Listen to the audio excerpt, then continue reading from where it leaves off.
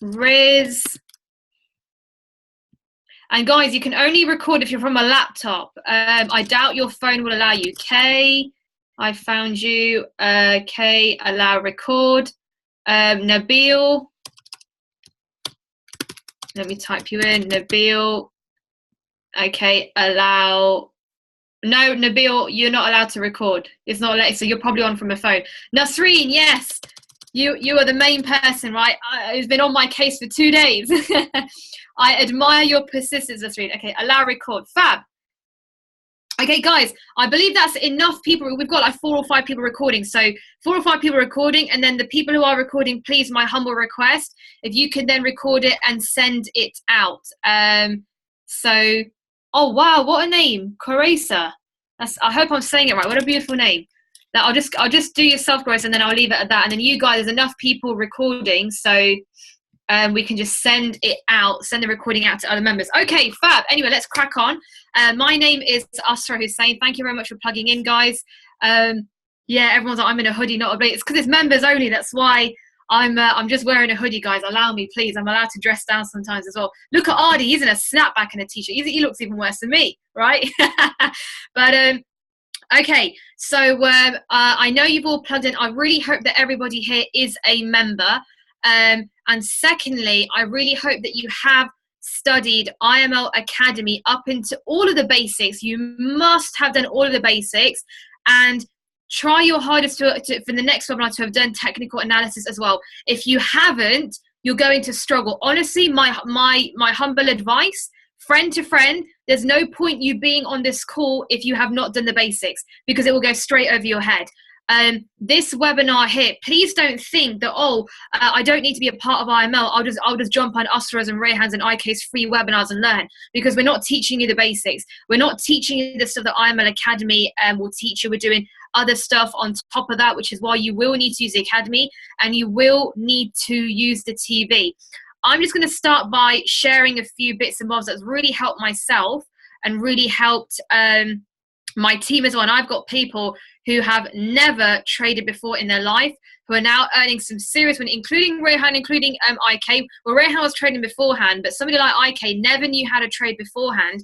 And now the guy is earning some serious money at the age of 25 by just using iMarkets Live. So not only do we use the Academy, I want everyone to write down this website. It's www.imarketslive.tv. Too many people don't know this website, and too many people don't use this website, right? You're paying a membership. You're paying every single month, right? Just use it. I still just can't get my head over how somebody can go a whole month in iMarkets Live, pay the membership, and they haven't used Academy, haven't used TV. They'll probably use a swipe trades, probably maybe, maybe check out a swing trade here and there. But the real meat is in the Academy and the TV. That's what's going to make you some serious money. So here I'm going to log into my account, okay? And then, bam, we've got binary options. Crypto education is now live as well. So I'll click on that first. And here we go. We have got an entire TV guide, Sunday till Monday, okay? The whole entire week. And we've got the educators here top. This is really, really, really exciting. When this came out, honestly, I didn't sleep. The launch webinar that we had for crypto trading, that launch webinar was 3 a.m. UK time. I mean, a lot of us, including myself, I set my alarm, woke up just to plug into this webinar. And I made sure I didn't stay up. I didn't stay up till 3 a.m. because I didn't want to be falling asleep when this happened. So I made sure that I set my alarm for like 11 p.m. and like forced myself to go to sleep, and then woke up at 2:45 a.m. to plug into this webinar. It was that exciting. So please do make sure you check out crypto trading as well. Again, you're paying for it. Maybe it's just a Pakistani in me that doesn't understand why you would pay for something and not utilize it, But please do pay attention. And the other one as well, and I'll let IK and Rayhan share their favorite ones in more detail. But here with the forex, you've got the whole channel guide here. Make sure out of all of these educators, when I was new, there were 5. There were 5 educators, and now look how many there are. On the left here, you've got all these different educators. Very soon you'll see Rayhan and IK on there as well. Just watch. Just so you guys watch. And if I scroll down and get a bit more info on what sessions these educators do, and what they teach and so forth. What you need to do, guys, is what Rehan has done, is what IK have done, what I've done. You need to find yourself a mentor on iMarkets Live TV. Find yourself a mentor, okay? And then stick with that person. So, I've got somebody saying Christopher Derrick is who I really like as well. So what you want to do is not only find yourself a mentor, you want to build a relationship. Ladies and gents, this kind of stuff is what people pay thousands of pounds for, thousands of dollars for. Having a mentor, having a live TV channel, having a live training session. I honestly feel that too many people take this for granted. But this is the kind of stuff that other people are paying thousands of dollars for, and we're getting it for a very, very small monthly membership. We get this all included in our package. So you want to build a relationship with that mentor. So, I've got some of my boys in Bradford, okay? Now, my leader there, he's only 18 years old. 18 years old, and he's earning now minimum £50 a day. Usually it's around £100 a day, but minimum £50 this 18-year-old kid will earn from his phone. It's ridiculous. And he praises this guy over here, Leon Davies. No, I think he fancies Leon, to be honest. But he really praises Leon. He says that Leon taught me how to trade, and Leon this and Leon that. And he's built, not only has he learned from Leon, he's built a relationship with him. So Leon is based in Australia, but is British originally. So Leon flies back and forth from UK to Australia. So the next time Leon comes to the UK, these Bradford boys of mine, they're going to go and see him. They've built that kind of relationship with him. I've built a very good relationship with Daisy. I know her. I know her husband. And we stay in contact on social media. Chris Derrick is somebody I've got a relationship with as well. We stay in contact on social media. So, and then IK always talks about forex chicks. IK was telling me how he plugs in so often that these ladies, they know him by name. They don't pronounce his name right, which really upsets him. But when he comes on, they're like, "Oh, IK, it's you again. How nice to see you." So make sure you're building relationships with these people, because that is what will get you to the top. If you want to be a millionaire, you want to be a top trader, you want to be successful, you need to be hanging around with the right people. Remember what Jim Rohn said. Jim Rohn says that you are the average of the 7 people you hang around with. That quote scares me. Think about it. One of my mentors would also say that. He would say, bring me 7 people that you hang around with. Just show me the 7 people you hang around with, and I will tell you exactly what kind of person you are. So just make sure the people you're communicating with, that you're rubbing shoulders with, are people that you want to be like. So use this here. These people are amazing. I'm telling you, you contact them, they'll contact you back. You go onto their live calls and you chat to them, they'll respond back. You follow them on social media, they'll follow you back. They're very, very helpful. They're really incredible people. And I repeat and I emphasize, this is the kind of stuff that people outside of iMarkets Live are paying thousands and thousands of dollars for, and we're getting it within this membership. So that is a TV. So you need both. This is the way I teach it to my people. You've got Academy, which is the theory, and you've got the TV, which is the practical. When you're having a driving test, if you take the theory test and not the practical, you don't get a license. Or if you take the practical test and not the theory, you don't get a license. To get a driving license here in the UK, and I know we've got Pakistanis and Indians and we've got Jamaicans in the call. I know it works completely different for you guys, right? But here in the UK, right, to get a license, a driving license, you have to have done both. You have to have the theory and the practical, otherwise you will not have a license. So it's the same here. This is what I say to my people is your Academy is the theory and the TV is the practical. You need a bit of both. And Rehan and IK are going to be hearing from these 2 superstars today. This is exactly what they have done. I look at somebody like IK as well. Even though he works 2 jobs, he's a master's student over in Canada. He's got all these things going on. This guy, you should see a schedule. It's just religiously Academy TV, Academy TV, Academy TV. Rehan is a father of 3 children. That's a job in itself, right? Being a parent is a job in its own. So he's a father of 3 children, husband, son, and all of that. And Tatiana, I don't think he even gets 3 hours sleep. I think he gets less than that now. I think he's on 0 sleep, both of them 0 sleep, right? But all these responsibilities, but still religiously, Academy TV, Academy TV. If something is a priority, you will make it happen. So I just wanted to, the reason why I filled you in with the Academy and the TV is I just want you guys to understand that these webinars that will happen, they won't be too often, right? Because obviously, because of the time zones, me being in the UK and IK being Canada and so forth. So it won't be often, but when we do have them, I really don't want you to think that you will just learn from these webinars. You won't. These webinars from Rehan and IK will be an addition on top of what you've already learned. So basically, we're just sharpening your skills. But we can't sharpen your skills if there's no skill in the first place, right? So you need to gain your skill from the academy and from the TV, gain the skill, and then you sharpen your skills by coming into here, having interaction with Rehan, with IK, with other people, and so forth, right? So I'm going to pass it over to these two guys. So we'll start off with Rehan. I know some of you guys are seeing him for the first time, so I really do want to give him a proper introduction, because this man has become very, very special to me and very close to my heart. He's become family to me, and I cannot believe that this is somebody who just randomly messaged me on social media in June 2017 just asking to work with me. So, you know, he did just come across me on social media. I'll let him share his story with you, how he was trading beforehand. It went horrifically. He put trading back on the shelf. But then he happened to come across me on social media, stalked my profile for a little bit, and then sent me a message. And then that's how we got in touch, you know. And he's just a man of a lot of responsibilities. He's a full-time maths teacher, but his results have been insane. The reason why I've asked him to do this call is because this man, he's at a stage now where, you know, he'd be eating his breakfast, $300. Oh, I'm just walking the dog, $200. Oh, I'm just having a shower, $150. That's the kind of stage he's at now. He's grown his account. Check this out. He's grown his account from £2,000 to £21,000 in 6 months. £2,000 to £21,000 in 6 months. So this man is now averaging he's averaging around £4,000 per month net profit from his bloody phone, you know.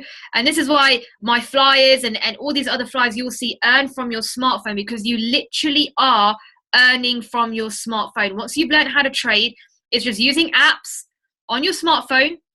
Okay, and you're buying and selling currencies on your smartphone. So you can do that on the beach, you can do it in the Himalayas, and you can do it sitting at home, right? That's Rehan. We'll start with him, and we'll pass it over to IK, who's over in Canada right now. He's a master's student over in Canada.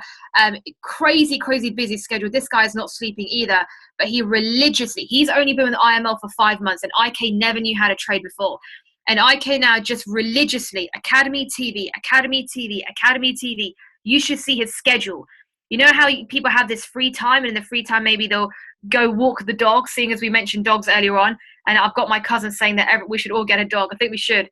But so you know how in their spare time people would walk their dog and so forth. IK, it's just TV. Whenever IK would tell me I'm watching TV, I know it's IMO TV. He does not watch normal TV at all. And now IK is averaging, when he does trade, right, he'll average around $200 to $400 per day. Which is insane. I remember there would sometimes be screenshots where he would send me a screenshot and it would be $300 and it's at 6 a.m. his time. Can you imagine, guys? Like, your day hasn't even started yet. It's 6 a.m. You haven't even gotten out of bed.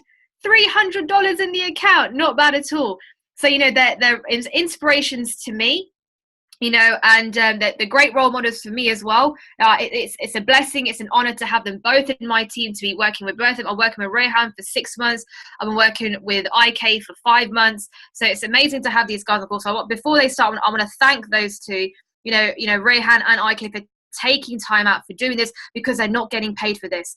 Ladies and gents, you've got IK who's earning every single day from his phone. You've got Rehan who's averaging £4,000 a month from his phone. Do they really need to do this? They don't. You know, it's just, you know, out of respect and love, because I gave them a call and said, hey, will you please do a webinar with me? You know, I had to butter them up. I said, listen, I'll make a flyer. You guys will look really sexy on the flyer, right?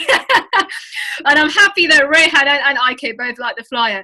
But no, I really appreciate you guys. Rehan, IK, I really respect you. I really appreciate you. So Rehan, we'll start off with yourself. Over to you, my friend. Asra, massive thank you. I think, I don't know, I'm actually embarrassed. But no, Asra, yeah, I think it's always a pleasure. I think doing this call for Asra and for the wider community, guys, for the wider group, I would do it any time, any day of the week, end of the year. I said it once. Yeah, would you do this? I said, yeah, Asra, you know what? It's obviously for you and for our team. Yes, let's do it. So I'm more than happy for, guys, doing this every single day of the week. So guys, I think for the newcomers on the call, I should mention. So I basically messaged Usra. It was going back about sort of May time last year. Random stalk on LinkedIn, saw her profile. I can still remember that picture quite clear in my head. She was on stage wearing a business suit, the power suit, and she must have been presenting to what seemed actually it didn't even seem like it. It was more than 1,000 people, literally more than 1,000 people on stage. And I thought, wow, she's got the online entrepreneurship mentioned there as well amongst her photos. And I thought, you know what, this is something that's obviously been a passion of mine for several years. Let me just give her a call and drop her a message and see what it's all about. So I messaged her on LinkedIn. We went back and forth a few times, and then literally started a presentation similar to this one, this training session, but it was a similar presentation, and as one-to-one, signed up with the company in early June, and got started. I think for me, I think I've said it on quite a few webinars previously, guys, as well. IML Academy, I would pay this membership if it was only just made of one product, the Academy. I would more than happy pay the membership. So Academy is something that obviously use day in, day out. Still be on Academy sort of 3-4 times a week. It does take the complete beginner through the complete basics. So zero knowledge of forex, takes you close your hand, goes through basics. What is forex? What is the market? Takes you through the intermediate stages, and takes you through the advanced sort of like strategies. So if you think that you've got strategies, forex instruction, forex knowledge, the way the pros trade. So you've got that in the living room. So from your laptop, from your mobile phone, you've got the very same strategies, the very same information, the very same knowledge that the big hedge funds, the big corporations, the multi-million pound traders use on a daily basis for profit in the market. And then combining that amazing tool with IMO TV, it's an absolute no-brainer. So you know, those two products are my flagship products, the ones that I use day in, day out, week in, week out. I mean, IMO TV gives you a chance to really put into practice what you picked up from the academy, test drive that knowledge, speak to pro traders. Hey, Mr. Pro Trader, this is what I'm looking at. This is what I've learned. What do you think? So getting a pro trader's take on it. You know, I mean, if you were to, I think, go on the internet and say, I want to be mentored by a pro trader, you're looking at literally hundreds of dollars per hour. So if not thousands, it will be a few $100s per hour. You know, obviously get these pro traders time. So yes, those two products have been absolutely amazing. So like I also mentioned, guys, for the ones that haven't actually seen me talk on webinars recently, I've been trading for the last sort of 10, 11 years, and back in those days, for me, forex was one big game. You know, so I didn't have any knowledge about what it was, what trading meant, what risk management meant, what was the trading system, what was the trading strategy. It was one big game for me. You know, so the thing I knew was there's a blue button, that's the buy button, and there's a red sell button, and off you go. So I was treating it as a game, and initially started with a small amount, started making some trades, made some money, lost some money, made some more, lost some more, and then had a bit of a decent run, started making some money. When that happens, more often than not, the capital G, greed, comes into it. So got greedy, quite a bad thing to do. Started placing bigger trades. Again, if you think I basically had no knowledge of basically what I was doing, so no strategy, nothing. Just thought there's more money in my account than what I started off with. Let's start placing bigger trades. Started placing bigger trades, and unfortunately, the whole thing came tumbling down, and I ended up losing £25,000. At the time, it was literally a very expensive lesson in forex trading. I think for those guys that are based overseas on this call right now, we're looking at around about $31,000. So a big hit to me at the time, and got quite a few slaps from mum and dad as well. So quite a few verbal slaps from mum and dad, and yeah, it did hurt. I think the slaps hurt more than the actual financial losses. So yeah, quite a. So fast forward to last June, came across Astra, sat down, did a presentation, signed up, started my account with £2,000 last June. Started using the Academy and IMO TV day in, day out, and started going for that 20, 30, £40 daily profit. My thing was that I wanted to trade properly, so put the 25,000 to one side, come back with a fresh brain, and sort of really trade forex, treat it as a business, put a strategy in place, have a written trading plan in place, and sort of do it the right way. So did it last June. That £2,000 account, by obviously making 20, 30, £40 more trading wins on a daily basis, week in, week out. That's now grown to £21,000 and growing. I haven't actually withdrawn any money from that account. The reason being is the plan now is, with God's grace, to hit that count for 6 figures by June the 2nd. That's the date. So before my birthday. So that's the plan, guys. I'm really hoping that with God's grace and with God's help, I can achieve that 6-figure aim for my account in June this year. Guys, if I just go through some of the bits we were talking about last week, that was trading systems and trading strategy. Before I go into that, just wanted to bring up a random slide.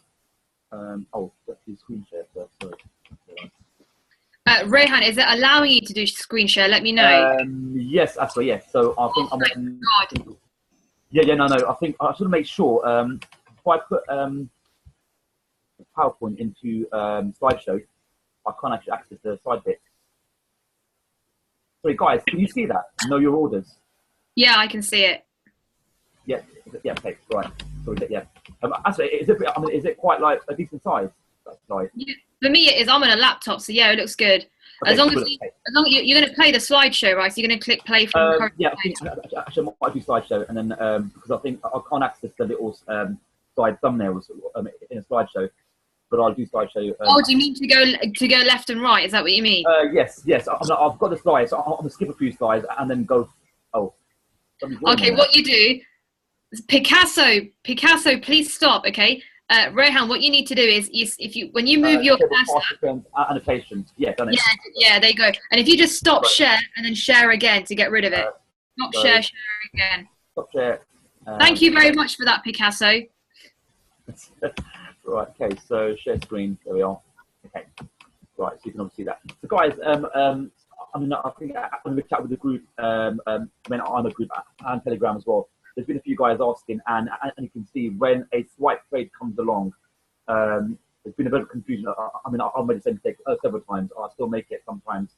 When a swipe trade is mentioning, okay, it's going to be a buy, and it's a buy trade, and it's a stop limit or sell stop or sell limit.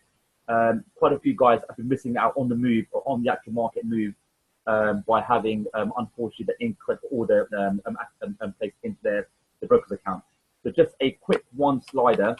So obviously, when it's a buy stop, you've got to ensure the order. So the order is placed in the broker's account by looking at the swipe trade.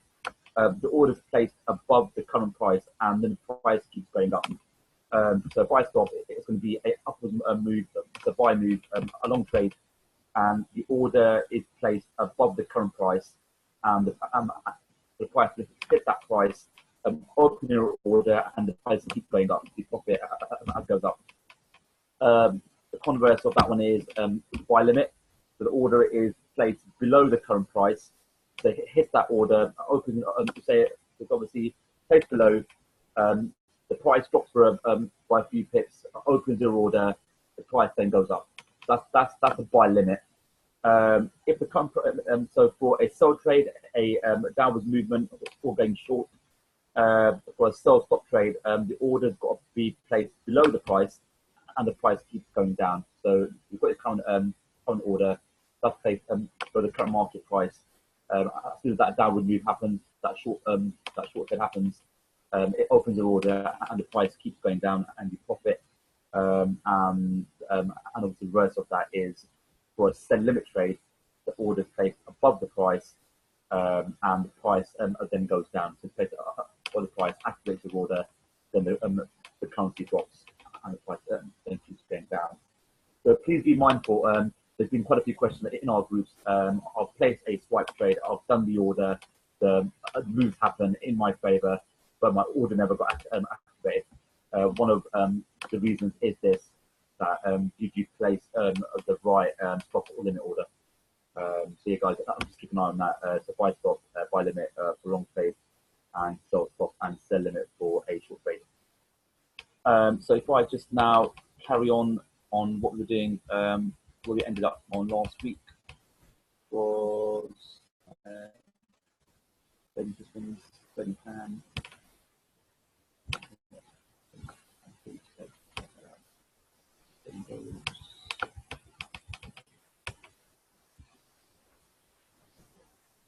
Right, slideshow now.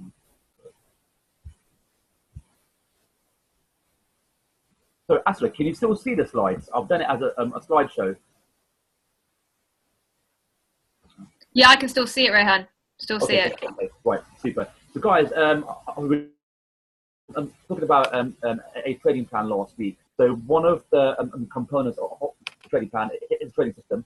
So there is a key difference. Quite a few guys confuse a trading plan for a trading system, but it is two different things.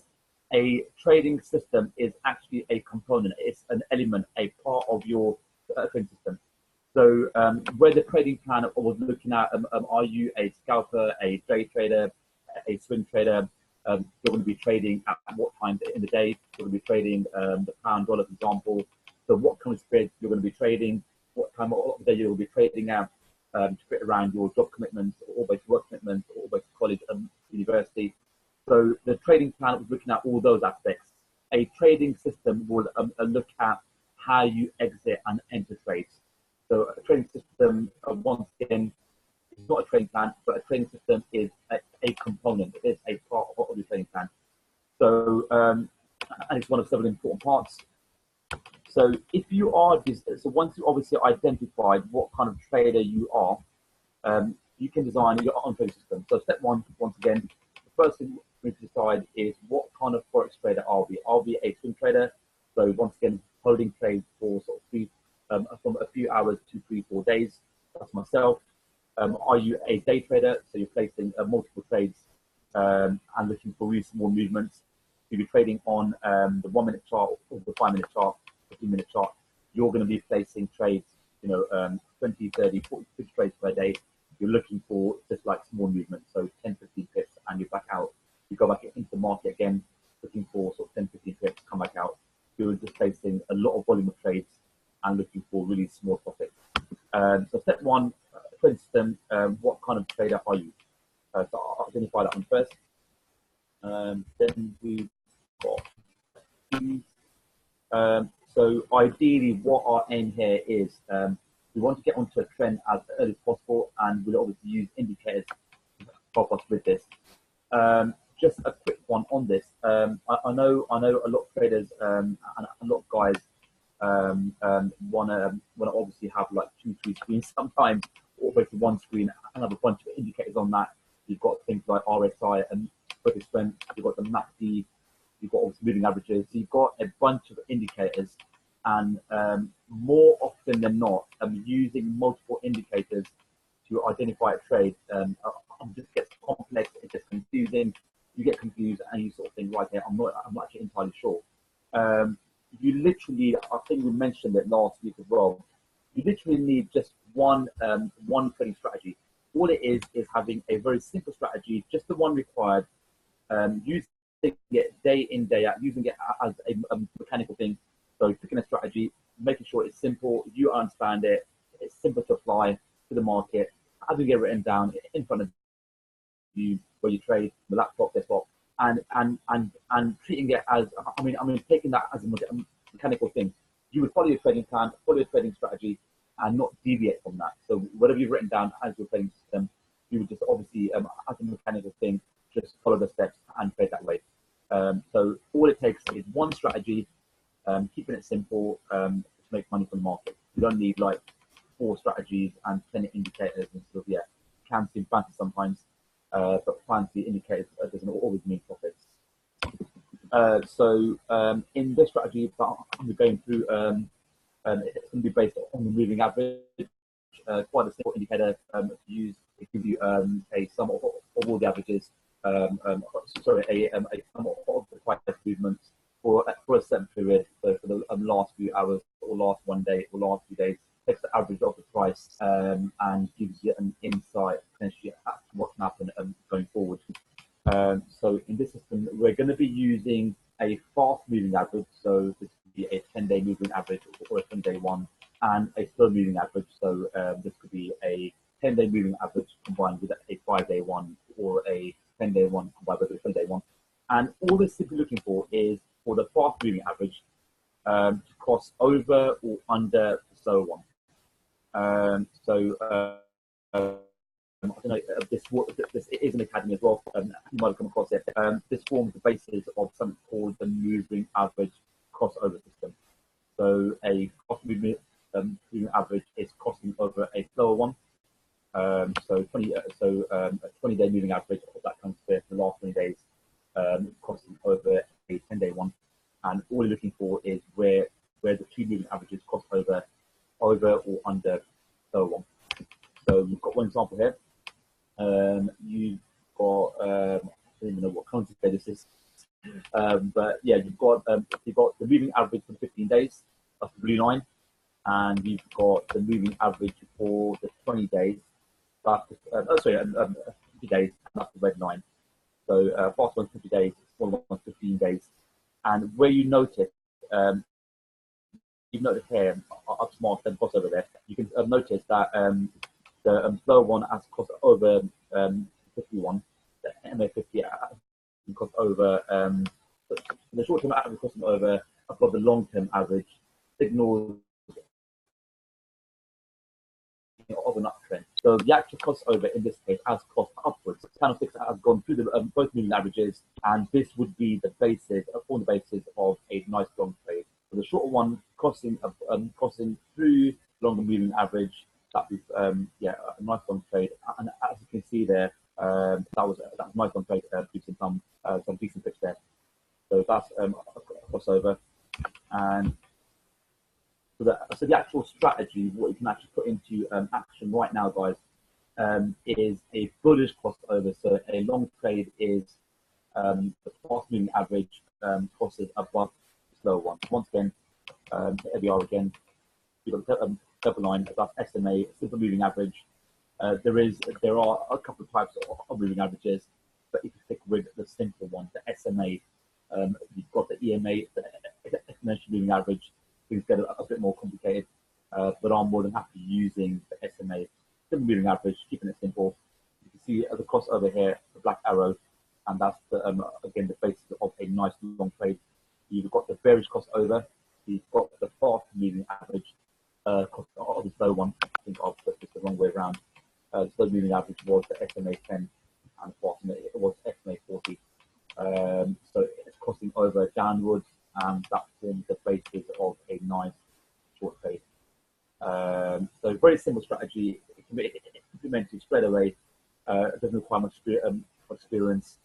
There's no fancy indicators involved. Just two crossovers on a moving average, the simple moving average SMA.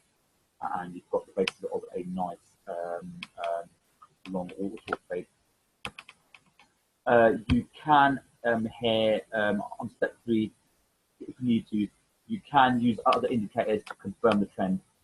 So although I'm saying obviously don't use a bunch of indicators, you can use one or two. The ones that you've got the MACD, you've got the moving averages, convergence and divergence. You've got stochastics. Again, in the academy, you've got the RSI, the relative strength. So for me personally, I'm using moving average crossover plus the RSI, that's the relative strength. That's a sort of scale from 30 to 70. You can obviously see if the currency goes above 70 or drops below 30, that will just confirm the trend to you. And then step 4, you're defining your risk. So it's quite important as well. So you've got a strategy, define your risk. we looked at this management last week as well. And I think once, so step 5, once we define the risk on each trade, so for example, last week, I talked about last week, for example, if you're sitting on a £1,000 account, you want to be trading with not more than 1 to 2% per risk. So if it is 2% risk, 2% of £1,000 is £20. You will then work out what your stop loss is going to be on that trade based on your time frames for the trade. So 2% risk, £1,000, £20 stop loss. You then work out from the stop loss in terms of pips what lot size is going to be used. So if that trade went under, it didn't work out, you obviously lost money on that one. You've only lost 2% of your account balance. You can still make another 49 trades at 2% risk.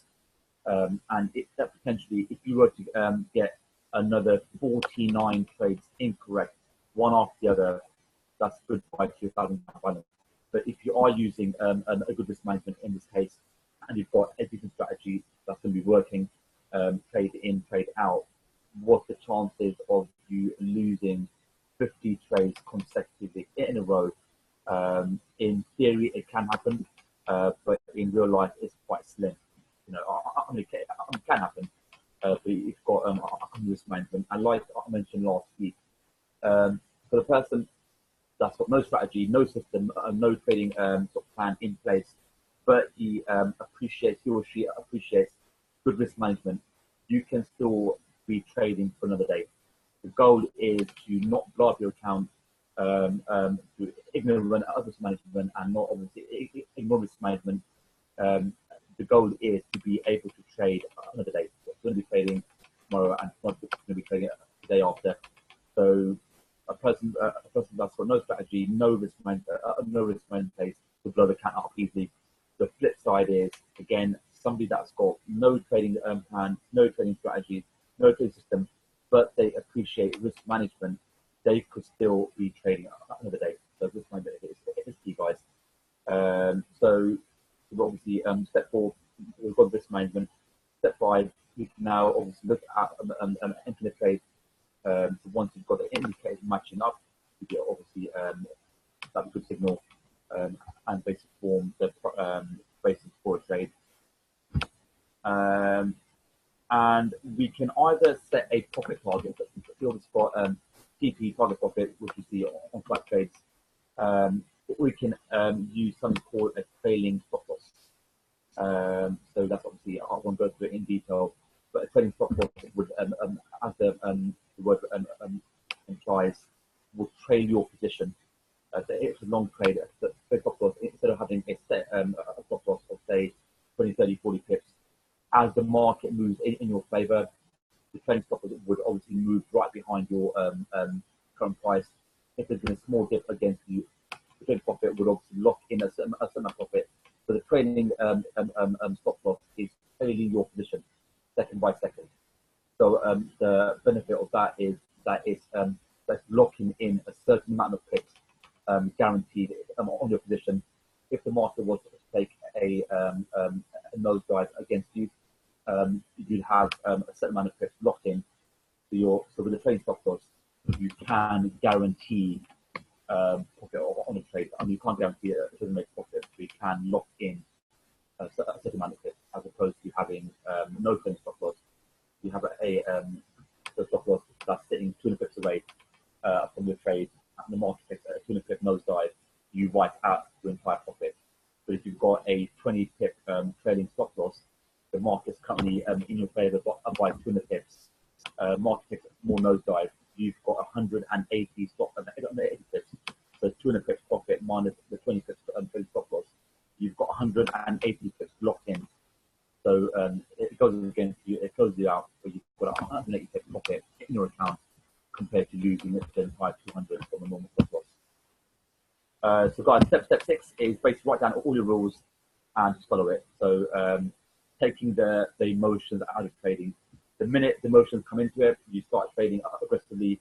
You get like a revenge trading coming into it. I've lost £400, I've lost 10 trades, I want the money back. So you go into the market seeking revenge, and the market doesn't really care about you or me or anyone else. the price is going to move in the fashion it's going to move. So having everything written down in a trading plan, having a trading system, having your strategy, it takes the emotions out. It's basically emotionless trading. It's purely mechanical, and it is definitely a way to trade, guys.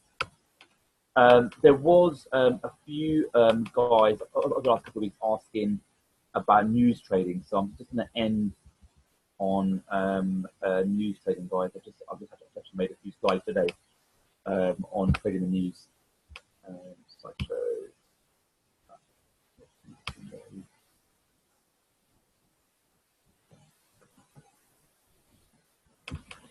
so guys, for trading the news, it's not enough to just know technical analysis. I think I did mention on one of the webinars quite a while back that forex market analysis is made up of three things: it's technical analysis, TA, fundamental analysis, and sentimental analysis as well. And it is a three-leg stool, so you can't know TA and ignore fundamental analysis and sentimental analysis. You can't say, you know what, let me trade with technical analysis and fundamental and ignore sentiment. Let me trade with sentiment and fundamental and ignore technical. So forex market analysis is a three-legged stool. If you just take one of the legs out, if you ignore sentiment analysis, who's going to fall off the stool. So forex trading does work with all three analysis. So I'll just mention it on the slide here. It's not enough to just know technical analysis. There is a fundamental driver behind the forex moves, the big forex moves, and that's obviously called the news. There is, I mean, again, the academy goes through news trading. So please, guys, like I mentioned prior to this session, is to obviously at least come on these sessions with the basics of the academy done and completed, and some of the early intermediate bits as well, please. So risks of trading the news. There's actually two main risks involved. One of them, I've just got a slide here, the spread widen. So, I mean, some of the newcomers as well, the spreads are widened. So if we've got Euro USD here, we've got a spread. So once again, the spread is the difference between the buying and selling price. That's the way the brokers make their commission. So the broker's profit is obviously if you do the trade, that money goes into the broker's account. But also the way the brokers make their money is the difference between the buying and selling price. So we've got a sell price there of 1.2458 for Euro USD. We've got a buying price of 1.2460. The difference between 1.2460 and 1.2458 is 2 pips. So that's a normal spread of 2 pips. Doing the news, once news comes out, if you see here, the spread widen because the brokers want to profit. There's going to be a massive movement. The brokers don't want to lose any money. So more often than not, the majority of the brokers, I think every single one does it. Some brokers do say that we don't widen our spreads in their marketing sort of information, but 99.9% of the brokers do. So one of the risks in trading news in a big news release is that you're going to be paying a wide spread, and where you can pay a spread of 2 and you're in profit from the third pip onwards. If you've got a spread of 20, you've got to make sure that currency moves 20 pips in your favor. So tip number 21, that you in profit. So you could have been in profit from tip number 3 in normal spread case, but now the spreads have widened, you're paying more for that trade. There's going to be a more cost involved for that trade. So that's one of the major risks involved is the spread widen. You're going to that trade is got to really work in your favor by a bigger percentage. A second part of obviously the risk involved in trading the news is you've got something called slippage in price. So a lot of the broker accounts look in the terms and conditions, which the majority of us don't do because it's like literally 25, 30, 40 pages. So you place a trade, you get a swipe trade, you place a sell order at the bit here, at the lower of the candle, place sell trade. So you're hoping once the market comes down here, that's going to activate your order, and the market's going to then keep on going down.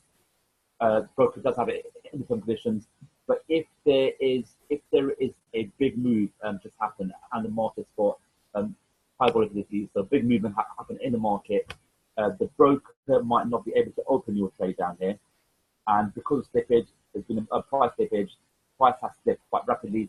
The brokers open your account, open your trade down there, so your order has been filled down here, and this little man down here has been slipping. So this slippage could cost you on that trade probably 30, 40, 50, 60, 70, 80 pips. In some cases, it even like goes into the hundreds of pips. But there's nothing we can do about this. The broker does have it in different conditions. It is a bit of a shame. You want to be open. You want to open and sell it order down there. The market drops heavily, and you're hoping, hey, you know what? The market drops 200 pips. I'm sure I've got into that trade, and my order's going to be open. You go back into your phone or your iPad or laptop, and you're hoping they made it at 200 pips, but unfortunately, there's big slippage, and your order has your short trade has opened 200 pips later, and by the time you're thinking, what do I do? The market starts to move up. If you're losing money, you're obviously open on a short trade late, and they're going to be losing more money because the market is reversing. So that's a couple of the main risks involved in placing or trading the news. Also, there's been quite a few guys asking. I mean, we literally get news. I think there's probably about 20, 30 items some days of news data. So which news event should we be trading? So although the market does react to different pieces of news from different countries, the most watched news data, so the one that every single trader or the majority of traders wait for is data, news data coming out from the US. So the US, as we know, it is the world's reserve currency, the most important currency in the world. It is the largest economy in the world, and the US dollar, USD, is in about 90% of all forex trades or transactions. The dollar is made up, so that's why it's called the king currency, a reserve currency. So we want to be keeping an eye out for USD news coming out from the US. So I've just got a little graph there, guys, as well. So the most volatile news report. So we've got 26 pieces of data every single day, and I think over the course of the month, that's a lot of data. But the most volatile news report. So the news data or the news releases that bring about the most movement is going to be first and foremost the big daddy. So the big daddy of forex news is going to be NFTs, and it's called non-farm payrolls. This one here, NFT. This happens on the first Friday of the month, and this is actually an insight into a snapshot of the employment in the increase or decreases. So how the employment has changed in the US. So NFTs, very, very important news release. It is found as the big daddy of data. So you can see here, NFTs, non-farm payrolls, produces normally about a 140 pip move in US dollar pairs. So it comes out at 1:30 Friday afternoon, the first Friday of the month. You've got then something called the FOMC, the Federal Open Market Committee. This is actually the interest rate announcement from the US. Again, another piece of big data. The average pips moved on this one is normally for USD pairs is about 60 pips. So again, quite a profitable trade if you get it right. Then you've got the trade balance.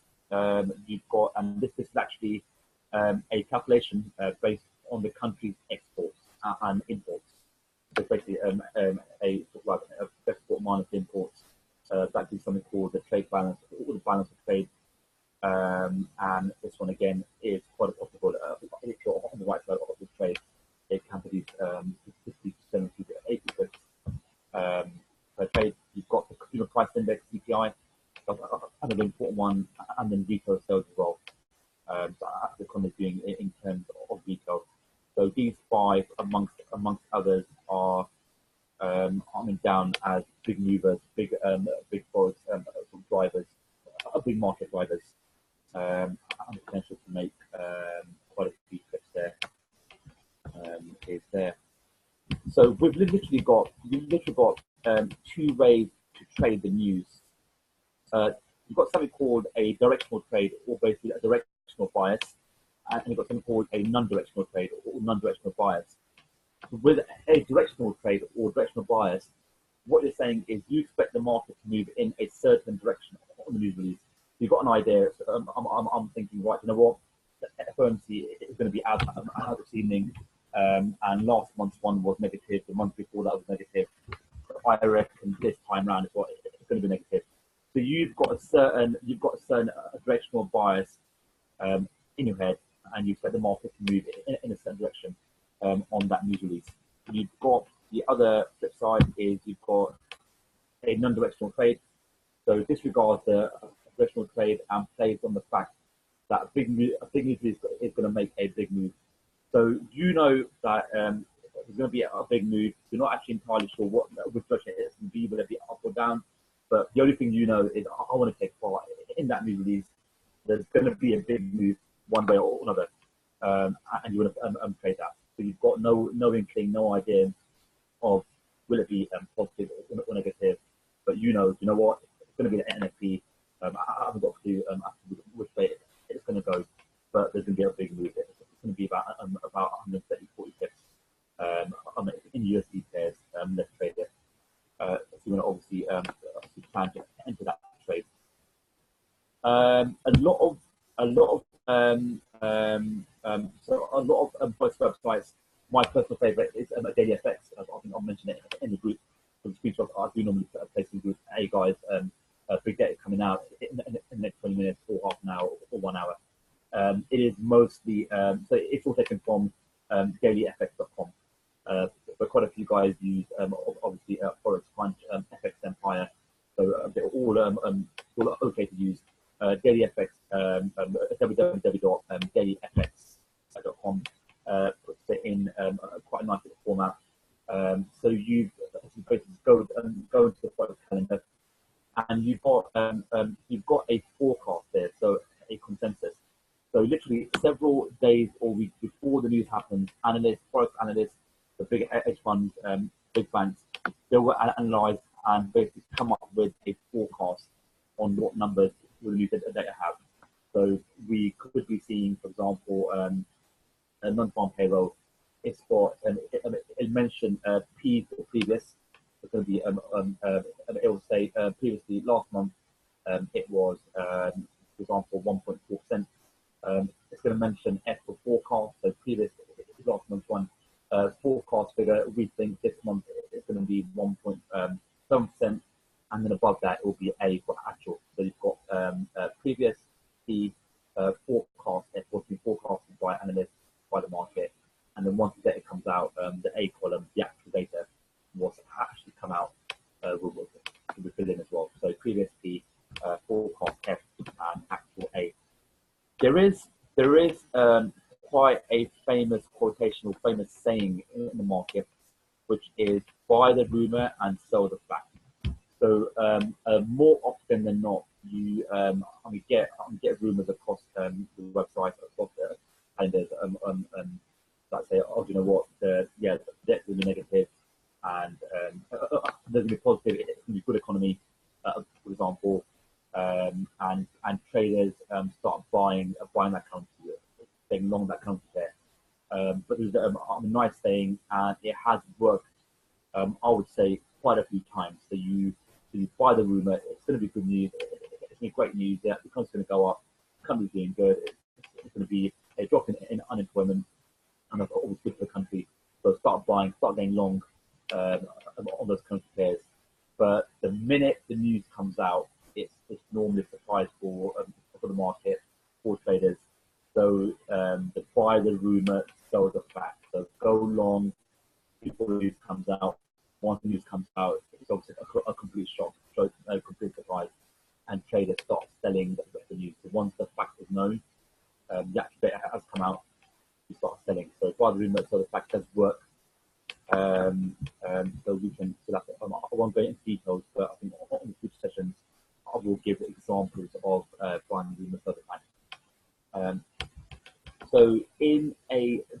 traditional trade, just one example of it, you'd be the first thing you'll be doing. So actual trading revenues, what you'll be doing, will be looking at the trend of the data. So if you're pulling up the last sort of 2 or 3 months data, the past would give you a potential insight into the future, although past performance is not a guarantee of performance.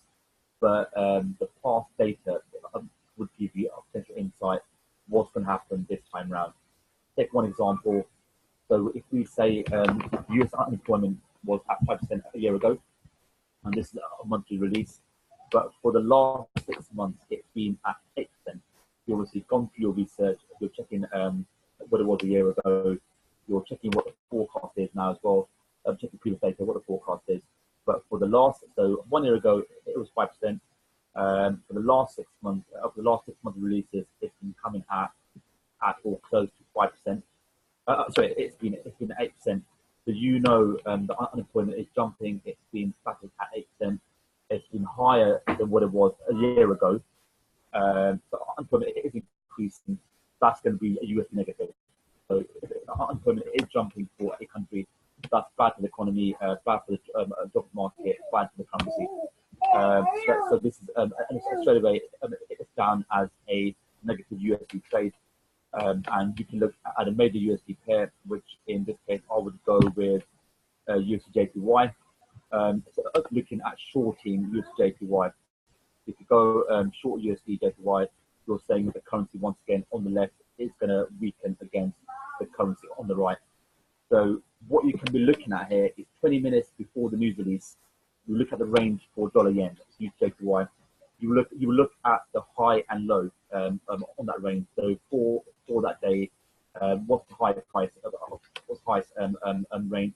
What's the highest price the currency has hit? What's the lowest price that currency has hit? That would give you something known as breakout points. So if in this case you're saying it's going to be USD negative, that news, you're going to be looking at placing a short trade just a few pips below the lower end of that breakout point, so the lower of that range.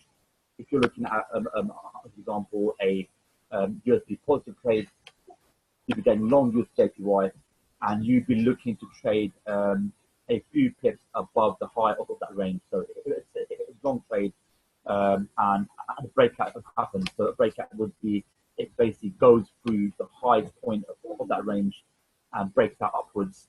So USD positive, so it's going to be a long trade that would ideally keep going up.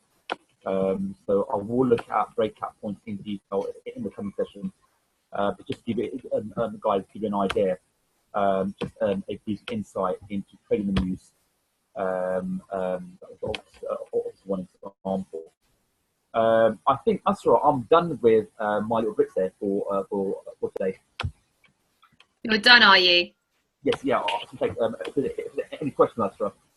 Should we whack it in the chat then? Any questions, guys? Rehan will give you 5 to 10 minutes for any questions. Do I stop share first? Do I? You can do. Yeah. Please stop share. Yeah. So we can see your pretty face. I'll be just 1 sec. Sorry. Okay. If there is anything that you want to ask Rehan directly, please do whack it in the chat. Otherwise, we shall move on to the second superstar of this evening. Okay, now I'm going to pass it on to IK. IK, I know most of you have seen him already, and he's a very sort of intense trader. So like I said, if you have not done IML Academy, honestly, just advice to you as a friend, you may as well get off the call, because what IK speaks about is going to go right over your head. So you need to have done Academy before you plug into Rehan's training and IK's training. So I've already mentioned, Rehan, have you been sent any personal questions? I can't see anything in the chat. Is there anything? I've got here, I've got, where's it gone? Something, it's aces to everyone. I think it's, no, it's been sent to everyone in the chat, yeah. It's good, yeah. Oh, I've got the right, so you can see it. You're just getting compliments, not questions. Guys, a massive thank you for that. I'm sorry, it was a bit rushed. I think I was trying to cover I'm a certain chunk of that, but I think I mean once I get going, I can probably speak for hours on this stuff. So yeah, but the passion is definitely there. In competition, I think Asra, yeah, just obviously many thanks, guys. Mary, Ben, is that Magnus? Magnus, Riz, Hashad. I can't pronounce that name. Is it Chidi? Oh, Hoshad is also from Canada, I think. Hashad, I think okay. that's Canadian Hoshad, otherwise I might be. Oh, I remember. Yes, I think it was Ah, Hashad look at on what a my webinar. cousin We has don't know. written. Look at what my cousin wrote. This this Yeah, session was God. I love it. I love it. You know, this Asa question got was. Asa is so Asa's Oh, not her. Sumaya. Yeah, that's Samaya. So Sumaya. All right, all right. the Sumaya, IK that's is as well. I love that. You I know. love that. Let me tell you, right, you know, my sister here is my cousin's sister. She never knew how to trade, right, until Wow. she's been with IML for 2 months. Yeah. And now she's like reading Japanese. And again, all she used was Academy TV, Academy TV. And look, Brilliant. even her jokes are forex jokes. That's when you know someone's a trader, when the jokes are A forex. massive shout out to Sumaya. Sumaya, sorry. Samaya, yeah. Thank you very much for that, Sumaya. Sorry, Toyin. Thanks so much, Toyin. You know, Rehan, right? Somebody today, like today, because it was snow. Because where I am in the Midlands, it was Okay. where I am in the Midlands, like Rehan, it was snowing like crazy today, and I can't stand the cold. I can't stand the snow, right? Yeah. So my mood today was just up and down, up and down. One of my friends was like, "God, Asra, you're worse than Bitcoin," you know. So that's when you know that someone trades, right? When all the jokes are forex jokes or crypto jokes. Okay, so we'll pass. Guys, please go long Asra because she's absolutely awesome. So whatever you do, there's only one trade for Asra, and that's going long on Asra. Yeah. So yeah, she's the best. She's the best out there, the best mentor out there. So always go long Asra. You know, let me tell you my favorite joke, right? You remember, Rehan, that webinar we did where IK's Wi-Fi just kept messing up. That was a mighty long webinar. I still remember. I think it started. I think it was like 4 hours or so. Was it 4 hours? 4 hours because he kept going on and off, then on and off. Yeah. But let me tell you what cracked me up though. I'll never forget it. I can't remember who said it, but somebody wrote in because IK was struggling so much with his Wi-Fi. Yeah. Somebody wrote in the chat, "Everybody, please let's support IK through this resistance." Oh yes, I remember that. I was dead. I was dead. I was like, obviously that was Samaya. Obviously. Thanks so much, Iram. Thanks so much, Curasa. So is that Curasa or? I'm trying to get the pronunciation right. You know, I want to know how to pronounce it. It's a very beautiful name, isn't it? Curasa. Are we saying it right, Curasa? Ah, we're saying it right, Curasa. Brilliant. I don't want to get that name wrong. Thanks a lot, Riz. Thanks a lot, Mary. Many thanks, IK, and massive thank you to Asra for obviously being the host, arranging it all. A pleasure as always. Thanks, Asra. Guys, was there anything else? Was there any? Sorry, yeah. I don't know. Any other questions, guys, or shall we move on? I'm just going to give it a couple seconds in the chat. I'm looking forward to IK's one because I know IK's got quite a few exciting bits there. So yeah, I'm all ready for that one.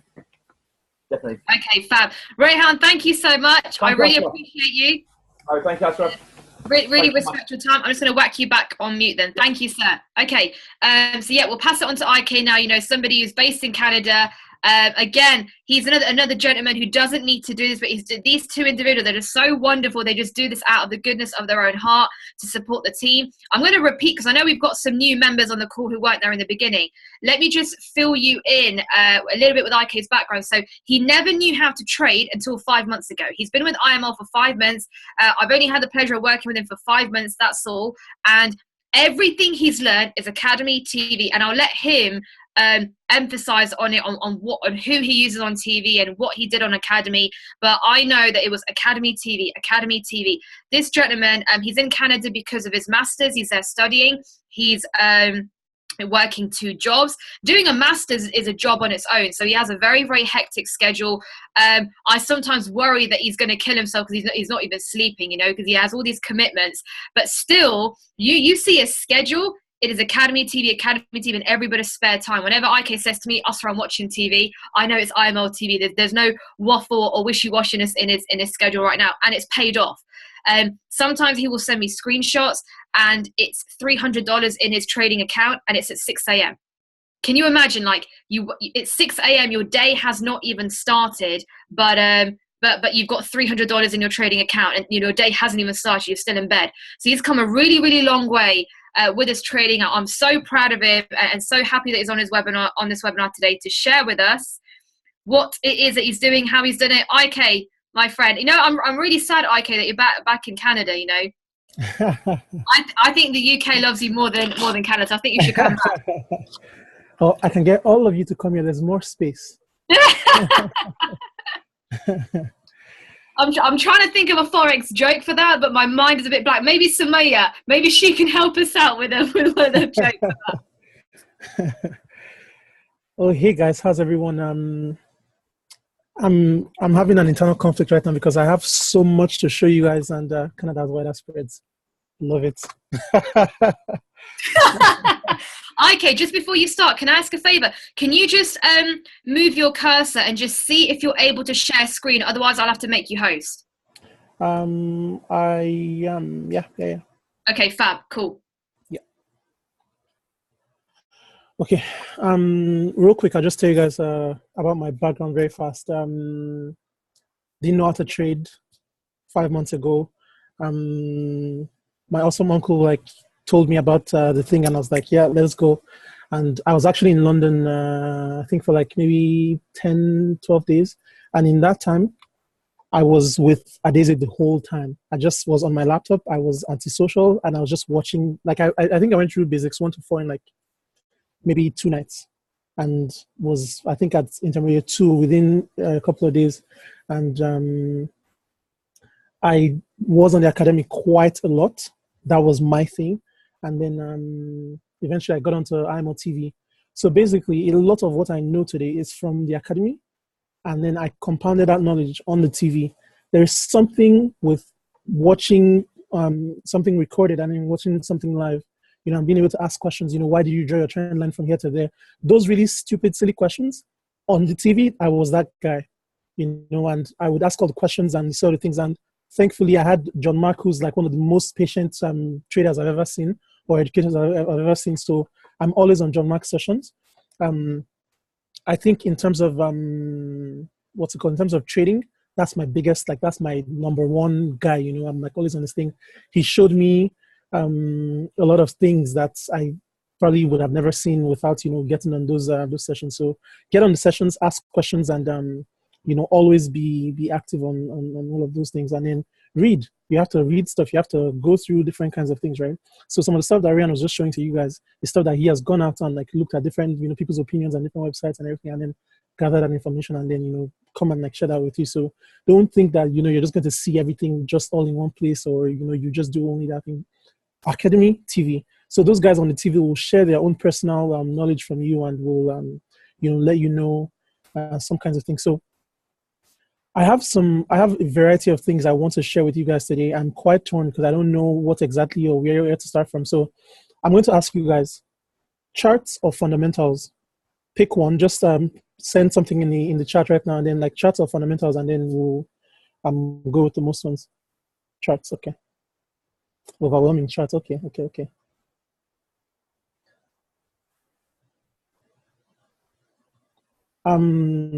All right, let me share my screen and then show you guys something real quick, and then we're going to go on the charts because you guys chose charts, but I'll show you guys what you just missed out on. Can everyone see my screen? Let me see where the chart is. Can everyone see my screen? Yes, awesome, great. So I don't know if you guys have heard of this thing called the Committee of Traders. The thing is, you always want to trade like the banks and the big institutions, right? So what you are looking for is what the banks are doing, what the institutions are doing, right? So the Committee of Traders, the Committee of Trader reports, called the COT report for short. So this is what I'm showing right now. I'm just going to quickly go through it. This shows you what the banks are doing, what their positions are like, what the changes are happening, right? So this is the Russian ruble right now, or the Canadian dollar right now. It's showing you where the institutions are trading when you say non-commercial, right? So there are 61,473 long positions, 43,917 short positions, right? And then you want to see the changes that have happened over time, right? So this is kind of stuff that I look for when I'm going into my trades, to know what's happening in the next week, to see what changes are happening at the bank, are the banks moving net long or net short, and how that happens. But that's a different story for a different day. Your set charts, we're going to do charts. I'm just showing you some of the things that we could have touched on. But let's see. Then I was going to go through some of the pairs. I know I showed you guys this list before. I still haven't completely done it, but I was going to walk you guys through my observance, or what I've seen in my observation, what I've seen in with different charts and how they work. What I look for before I enter any trades or before I trade any pairs and all that stuff, right? So see here, I wrote like bonds up, yield down, currency down, right? So showing me the relationship between like the bonds and the yields and the currency and stuff like that, So Ryan was just talking about buy the most of the facts, that's something I also have here as well. Position size calculator, and these are like kind of like my trading rules for different pairs, right? So with like the US dollar here, you see where I have before taking a trade, confirm DXY movement is in alignment, and USD yields too. So the DXY is the dollar index, so that shows you what the dollar is doing generally with a basket of other currencies like euro and yen, pounds, all of that shows you the general movement of the dollar, and then you can use that to trade. If the DXY is looking bearish, trust me, everything USD is bearish, right? And then the US yields as well. So see the relationship I have there. Anytime the yields are up, currency is typically up. So you want to check and see that there's an alignment there before you go long on USD. And then obviously if gold is up, then USD is going down. Is the market's risk on or risk off, you need to know those kinds of things. So when there's a risk on sentiment in the market, then USD rises because everybody has more appetite for risk and people buy more US dollar because it's a very risky currency. So when you want to check for the yields and the bonds, in the in TradingView, you go on US 10Y, that shows you the yields, and you go on US 10 for the bonds. Right, let me just quickly show you guys that.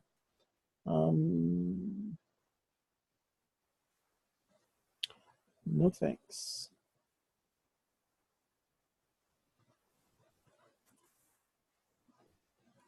US 10Y.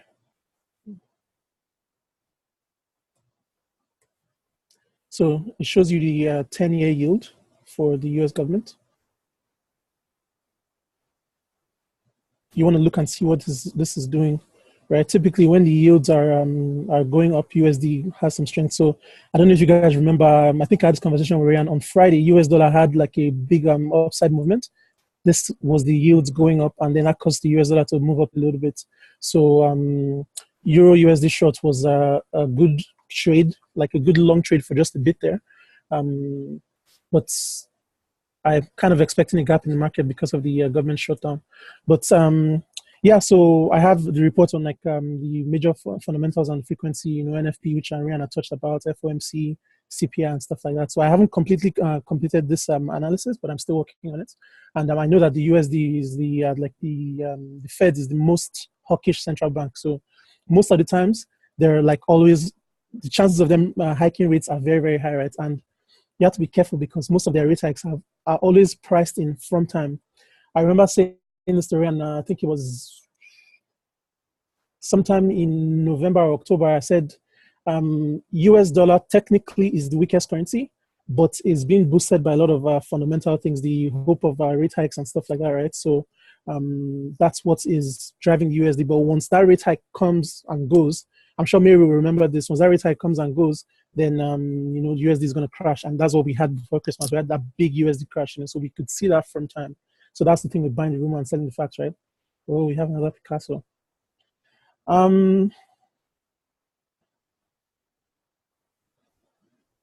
Yeah. So real quick, I'm going to tell someone to just drop me a pair, and then I want to show you guys things about entries and exits because someone asked me for that. Euro JPY suite.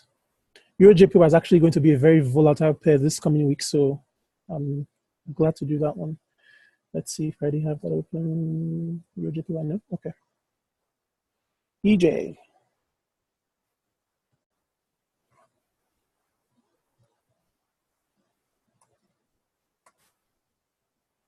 So I use forex.com, that's my broker. So Here we go.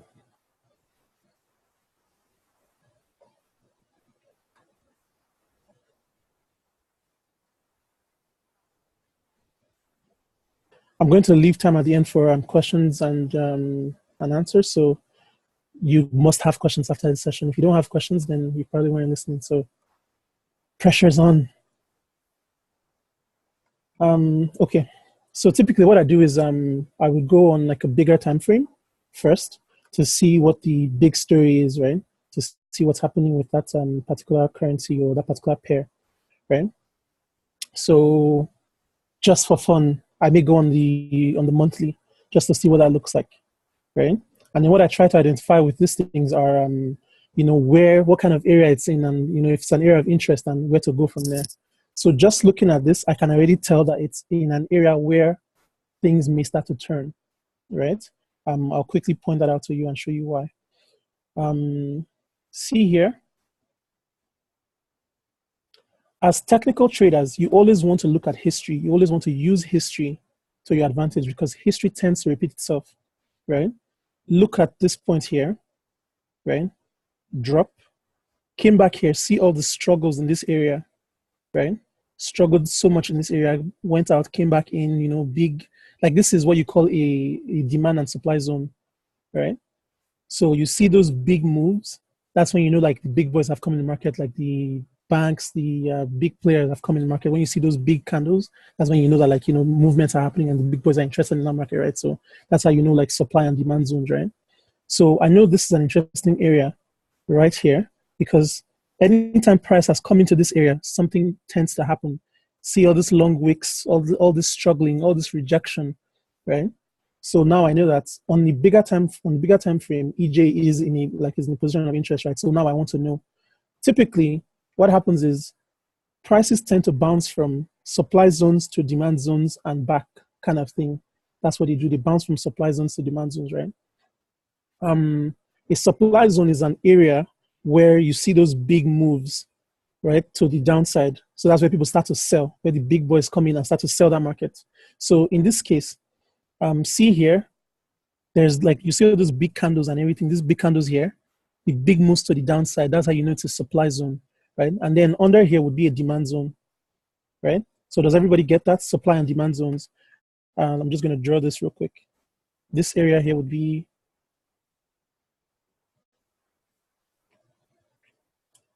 that could be a demand zone. This as well, I would consider a demand zone, right? So see here, when price came in here quickly, could we not? Thanks.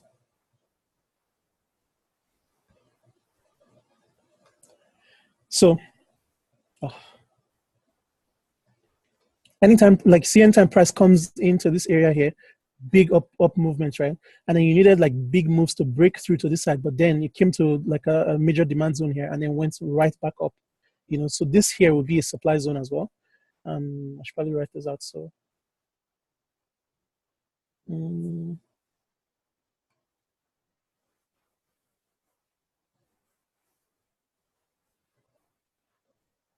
so this is a supply zone right here.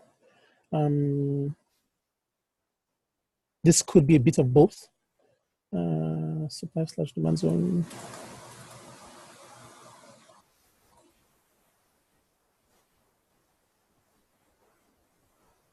Right here. This here is the demand zone. So those are some of the things you want to look for when you're about to get into the market, right? So if I'm about to do a trade, I like to look first to see where it's at. Is it at a demand zone? Is it at a supply zone? Or where some people will call major reversal areas or price reversal zones, right? So you want to know what's going to happen in that area. So do you want to go long in this place or at this position right now? Not really. I like Fibonacci, so sometimes I like to see, what that's doing, how far it has retraced. So I see this movement here, right? And then I want to know what that's looking like. And what is interesting to me right now is that I see that it's at 61.8 area, right? From this move down here, it has come up to the 61.8. If you know anything about Fibonacci, you know that that's a golden ratio, So most times prices will retrace up to that area before they continue their downward drop, right? And I told you prices tend to fluctuate between demand and supply zones, right? So in this case, if you look at this, could be this move up, the flag, and then the continuation. So this could actually come up to this other supply zone. Is very possible. We could see that upward movement from here to this other supply zone, and then eventually they're going to force the market back down. So you see when it came here, see this big moves down. These are like monster moves back to the downside, and then same thing with this one, right? From this supply zone right back to this demand zone. So we could see this move up here, right? Or we could see an eventual movement back down to here, right? So that's where patience comes in. You have to be patient and wait for the market to come to you. Don't force a trade. Don't wait for it don't like get there and try to force it to do something. You have to wait for it to show you what it's doing and then go with that. Remember, the trend is your friend. Adizi never, like, she wasn't joking when she said that the trend really is your friend, right? So if you're lost on Fibonacci stuff, I'm sorry. Academy is your friend. Go check it out there. Let me just take this off. So now I've seen what the monthly is doing, and I can tell that it's in an interesting area. So I'm going to go down to a lower time frame and then go from there. So this is typically how I do my trade setup. So I'll show you my weekly, when I do my weekly watch list. Can everybody still see my screen? Sweet. Okay. So I typically would have, like, see all my pairs on this side, and then I have like my 1 month, 1 week, 1 day down to a final, and then like overall patterns and external sentiments and all that stuff, right? So I know that there's big JPY news this coming week, right? There's big JPY news. They have their rate statements. The Japanese central bank, they are the most dovish of all the currencies. So most of the time they just maintain their rates. And then when they maintain rates, people see that as very dovish, and then the currency drops for a bit, right? So we're expecting to see JPY, go down a little bit. That's my sentiment on it, right? But things could change, because right now they're talking about changing their quantitative easing and all that kind of stuff, right? So I'm expecting something to change, right? So they may maintain rates, but then have a hawkish statement. You have to be careful of stuff like that, right? So I come in here and then I write what I see in like my analysis and everything, and eventually I have a final, and then that tells me what pairs I'm trading for that week, what I'm looking for that week, right? This is how I keep on top of it. Most times I remember how far I can tell you what different pairs are doing, but most times I will just like write it down just to have something to refer back to. So is this helpful so far?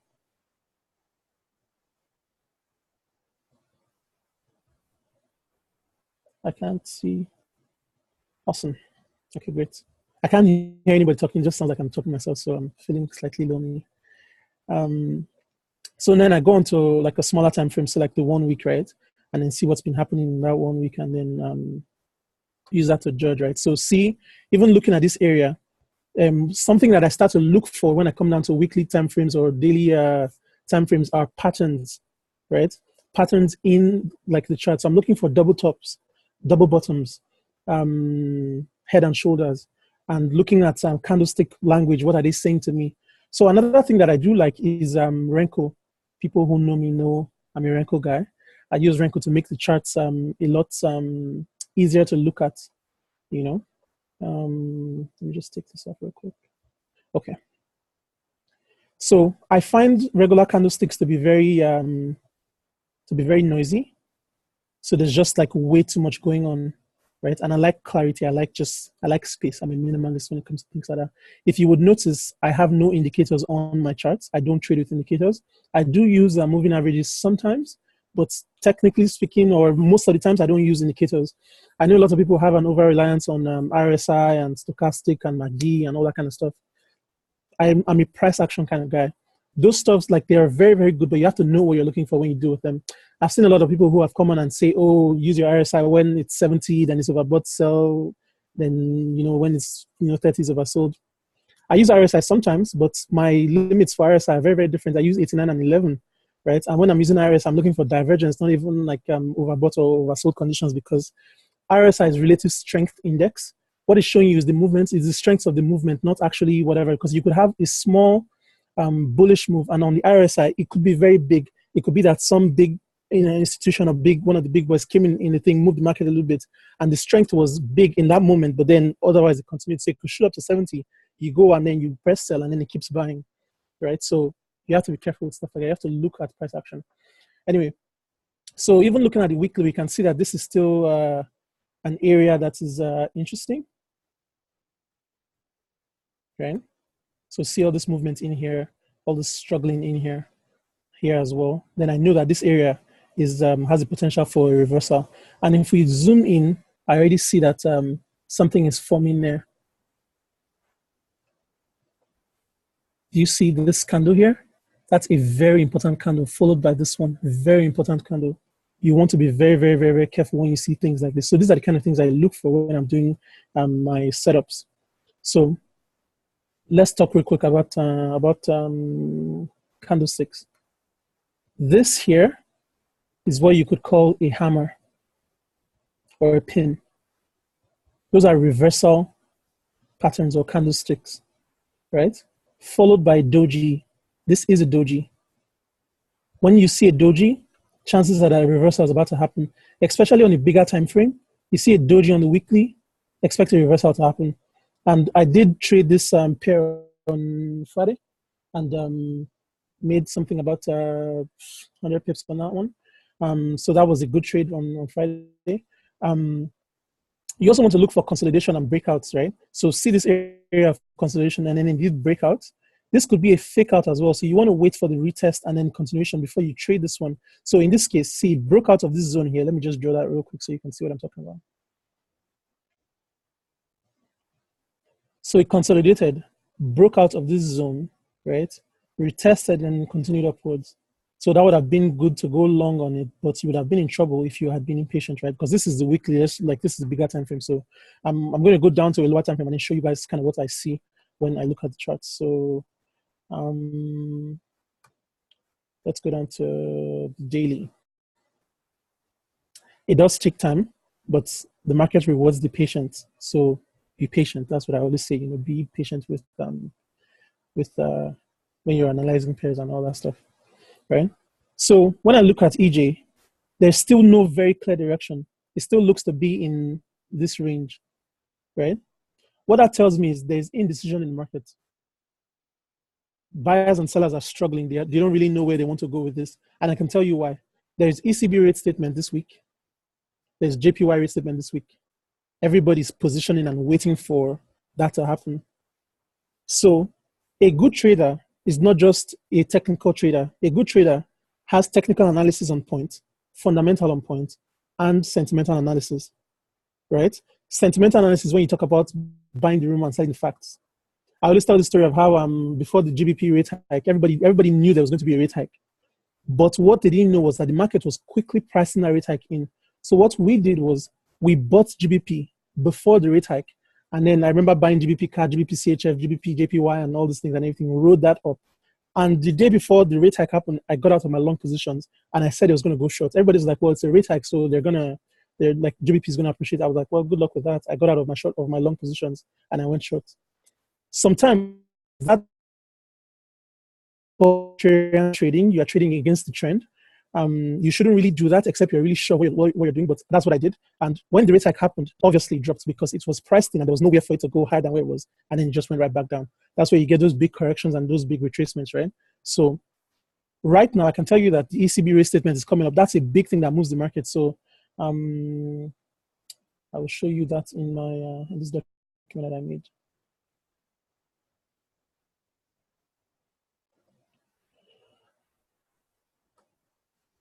See, major fundamentals on frequency, ECB 10 times a year. ECB, like the European Central Bank, are the second most dovish of all the central banks, but that may change soon because they are also changing their quantitative easing policies and stuff like that, right? So you have to be careful with stuff like that. So there's the rate statement coming up, I think it's on Tuesday, and then the JPY one is on Thursday. I'm not too sure of them, but I know that those two things are coming. So what you start to see is that indecision in the market because buyers and sellers are starting to try to decide where the market is going. What I do with those kinds of situations is I stay out of it and I watch. I just wait for it and look for other things that are giving me clearer directions, right? So I don't like trading ranges, and this is too choppy for me. It's just like if you get in here, then you could get closed out. Like it's just too choppy a range for me. And if it's this choppy on the daily, then there's really problems. You don't want to enter like two crazy positions. As it's the daily, you could enter here and hope that it goes down, right? But I like trend lines as well. I'm going to just show you something real quick. There's been a slight upward movement in this consolidation, right here. So I can just quickly eyeball it and see that. So this may make this move from here down to here before any of the statements come out. You may do this and then continue upward in that's like that's mini, right? Maybe come like about to say that's possible because that looks like it's forming something of a double top there. But those ranges are too small and too tight that you don't want to trade them because at this point fundamentals are driving this market, and if you're not really sure of your fundamentals, then you don't want to be playing with that because it will burn you. But anyway, let's take that off. So my thing with ranges is I tend to stay out of them. But if you're interested in like trading short term, so okay, my disclaimer is I'm a swing trader. I like longer term moves. I like I know a lot of people do like 5 pip trades with like 25 pip stop losses and all that stuff. That's not my kind of thing. I'm not interested in that. I like good risk to reward ratio. Because in those situations, if you lose one trade, you have to win 5 trades to break even. I'm not interested. I can lose 6 trades and win one and still be profitable with my kind of risk to reward ratio, right? Because I do something about 3-to-1 or 3-to-1. My risk is 1, and it's like for every 1 pip I'm risking, I'm trying to get 3. So if I'm doing 100 pip stop loss, I'm looking for 300 pips and things like that, right? So I like bigger moves in the market. I like, I'm patient. I can wait for something to go for like a week or 2. I don't even care as far as it does what I'm waiting for it to do. So I'll show you guys GN. So GN was a trade I'm sure Ryan will remember, and maybe Mary because they're in my group chat. So I had called that trade from I think early December or sometime in November, maybe. Yeah, GN took its sweet time to get to my take profit 4, but eventually did. I'll show you how long it did. So I entered right when I saw this bullish engulfment here, rather bearish engulfment. See how long it took it to get to my TP4 right here. 33 days. That was like a whole month. 33 days, a whole month. But in 33 days, right? Let's say I go from here down to here. I remember it was like a 970 pip trade for me. 970 pips in 33 days. To be honest with you, what more do I want in life, right? How many people will make 900 and something pips in like off of one trade and just leave that, So I'm constantly taking partial profits, right? And people start to panic when they see, this moves in the market when it goes up, because see here it hits TP3. And let me zoom in just a little bit more. It hit take profit 3, went back up to take profit 2. Some people would have been panicking in their trades and would have closed out and all that stuff. But I just throw my stop loss and just let it run. Eventually take partial profits and then watch it run. And then now, I remember Swing Masters called this as a long. And one of the things I was wondering is like, why they call this as a long, right? So, most of the people who know me well enough will know I have markups like this on my charts. I typically would do my charts and then try to get my take profit 1, 2, 3, and 4. So, and this pair does move very fast. So this was my baby for like a whole week. And I remember when this had this breakout here, and someone was telling me, "Oh no, it's about to go long, blah blah blah," and I was like, "Good luck with that," Wrote it right down to my TP for it. So, I typically have my chart set up like this. I think I have the same thing on AJ, or I may have cleared it out. Where's AJ? AJ has a double top as it is. So I'm looking to get back into AJ. Let me see if I still have my thing saved.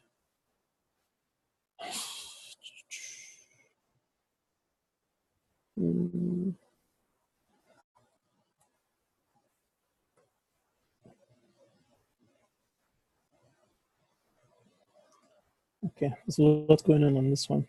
So you guys, if you guys remember last weekend, I was showing you guys AJ. I had my take profit set and all that, right? So I did trade this the short down to here.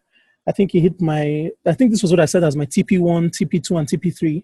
So it did hit and then come back down. So you see how I always have like my lines on there just to get my my take profit. So I'll tell you how I know what take profit is. Some people use Fibonacci and use like Fibonacci levels to get their take profits. I do that sometimes, so it's not uncommon to see. It's not uncommon to see a fib somewhere on my chart. Somehow, somewhere, there's a fib somewhere. Even with GN, let me find GN. I probably had a fib somewhere there. See, I have my fib on there. If you guys can see that, so I use that to set my take profit, right? Sometimes. Oh, I have a question there. What is the best time to trade on AUD NZD? Okay. The best time for those two are really the Asian sessions, but they do move when you pair them with certain other currencies. Okay, so I kind of really want to show you guys this trading plan. I'm kind of like super excited for it, but I'll just like go through some stuff real quick. So see what I have here. I have like with different currencies. I have some pairs that have high volatility. So for example, GJ, like GBP JPY, GBP AUD, GBP NZD. They move quick. Those pairs are like, I'm talking of average daily range of like 300 to 400 pips. So in a day, those pairs could move up to 400 pips, right? So in one day, you could hit like big if you go in the right direction. Obviously, if you're not in the right direction, then your account's going to suffer if you have like huge lot sizes. But those ones have very high volatility, right? So I like to trade them sometimes when I'm really sure. So with those ones, I like to take my time to really see what they're doing before I make my move, right? So see, I have a Euro GBP and Euro CHF. Those ones have very low volatility. They move very slowly. I think Euro GBP moves on average like 60 pips a day. I'm not interested in that. It's too slow for me. It's too small for me. Euro CHF moves very slow as well. But Euro NZD and Euro JPY. Once, I'm not sure if Ryan or Mary remember this, I did EN, wrote it up 400 pips and then wrote it down 350 pips, right? So you have to know what those ones are like. You have to really know your market with those ones because they move very fast and are like crazy. Let me show you something interesting with AUD. So I've not fully, like, if you notice, all like the best time to trade them. I've not really done that research, but oh, can't type today. So I know that AUD and NZD move a lot in Asian sessions. I'll tell you something interesting. AUD and NZD are proxies for the Chinese economy. If China is doing well, guess what happens to AUD and NZD? They're doing well. See, I have this here. Good Chinese data affects AUD. So on your when you look at forex.com, rather FX Daily or oh, thanks, Ryan. So when you look at the calendar and all that stuff, you see news for CNY, which is the Chinese yen here. Sometimes a lot of people don't pay attention to these things, but it's there for a reason. If this does well, Australian dollar and New Zealand dollar do well. Last week, AUD was really strong. Everybody's like, why is AUD strong? What's happening? But it was because Chinese data did better than expected. So that's reflected in AUD because I'll tell you the relationship. The exports between those two countries, Australia, New Zealand, and China, is very, very high. If China is doing well, it means they have the capacity to export, to import more of Australian goods and New Zealand goods. So that does well for the economy. That shows well for the economy, right? So then their currency appreciates as well. So these are things that you have to be careful and you have to know about before you do any sort of trading. Where's that thing? Yeah. So see, also I have here Euro AUD and AUD NZ, AUD USD are inverse. So if Euro AUD is going up, AUD USD is going down. So if I do analysis for Euro odd, I don't have to do analysis for Australian dollar USD. Like I don't have to look at the Aussie. I know that if I'm going long on one, I'm going short on the other one, right? Saves me time by knowing that. Yeah, I just haven't finished this document. I really haven't had time to work on it. So once it's done, though, I will be sending it out. So Yeah, I promise I will send it out. You have to know what are safe haven currencies and what happens with safe haven currencies. So I've identified Swiss franc as a safe haven currency, Japanese yen as a safe haven currency, and gold as well. So when markets are risk on, when there's risk on sentiment in the markets, people short those safe haven currencies. They go for riskier assets, so the US dollar, pounds, euros. When there's risk off sentiment, they go for safer currencies. So that's when Japanese yen goes high, gold, Swiss franc. So if Rocketman fires a nuclear bomb or something, JPY goes up. That's because the markets now is risk off. Everybody wants something that is safer for them. So I'll tell you what risk off means. JPY, gold, and Swiss franc move relatively slowly compared to US dollar or gold or pound or euro. So people take their money out of those ones that move very quickly and put them into slower moving currencies, because you want the value to stay about the same between when you buy it and when you sell it. You don't want too high volatility, because you can buy US dollar at, say, maybe you can buy it at $1 today, and then when there's like something going on, it could go down to 45 cents. You've lost a lot of money. Where JPY wouldn't move more than a certain range, right? So you know you're not going to lose a lot of money. Same thing as gold. Gold is not that volatile, so people would invest in gold, Swiss franc, and JPY because those are safe haven currencies. That's why they have the name safe haven currencies. So you have to know about risk on and risk off sentiments, right? And you know that from reading the news or reading analysis and stuff like that, right? So I'm not sure if you noticed yet, but my whole entire life is forex. So you see all my forex tabs, all my tabs here. I have my baby pips. I have my forex.com, my forex what's it called, daily FX stuff. Then I have my I love Stevenson Lindor, so I'm always like, watching his videos on his channel. Then obviously IMO TV, it's just always signed in there, and I'm always like going there to see who's on and what they're doing. And guys, you have to go on IMO TV. You really have to go on IMO TV. I cannot stress this enough. You have to go on IMO TV. Anyway, rant over. Where were we? We're talking about EJ.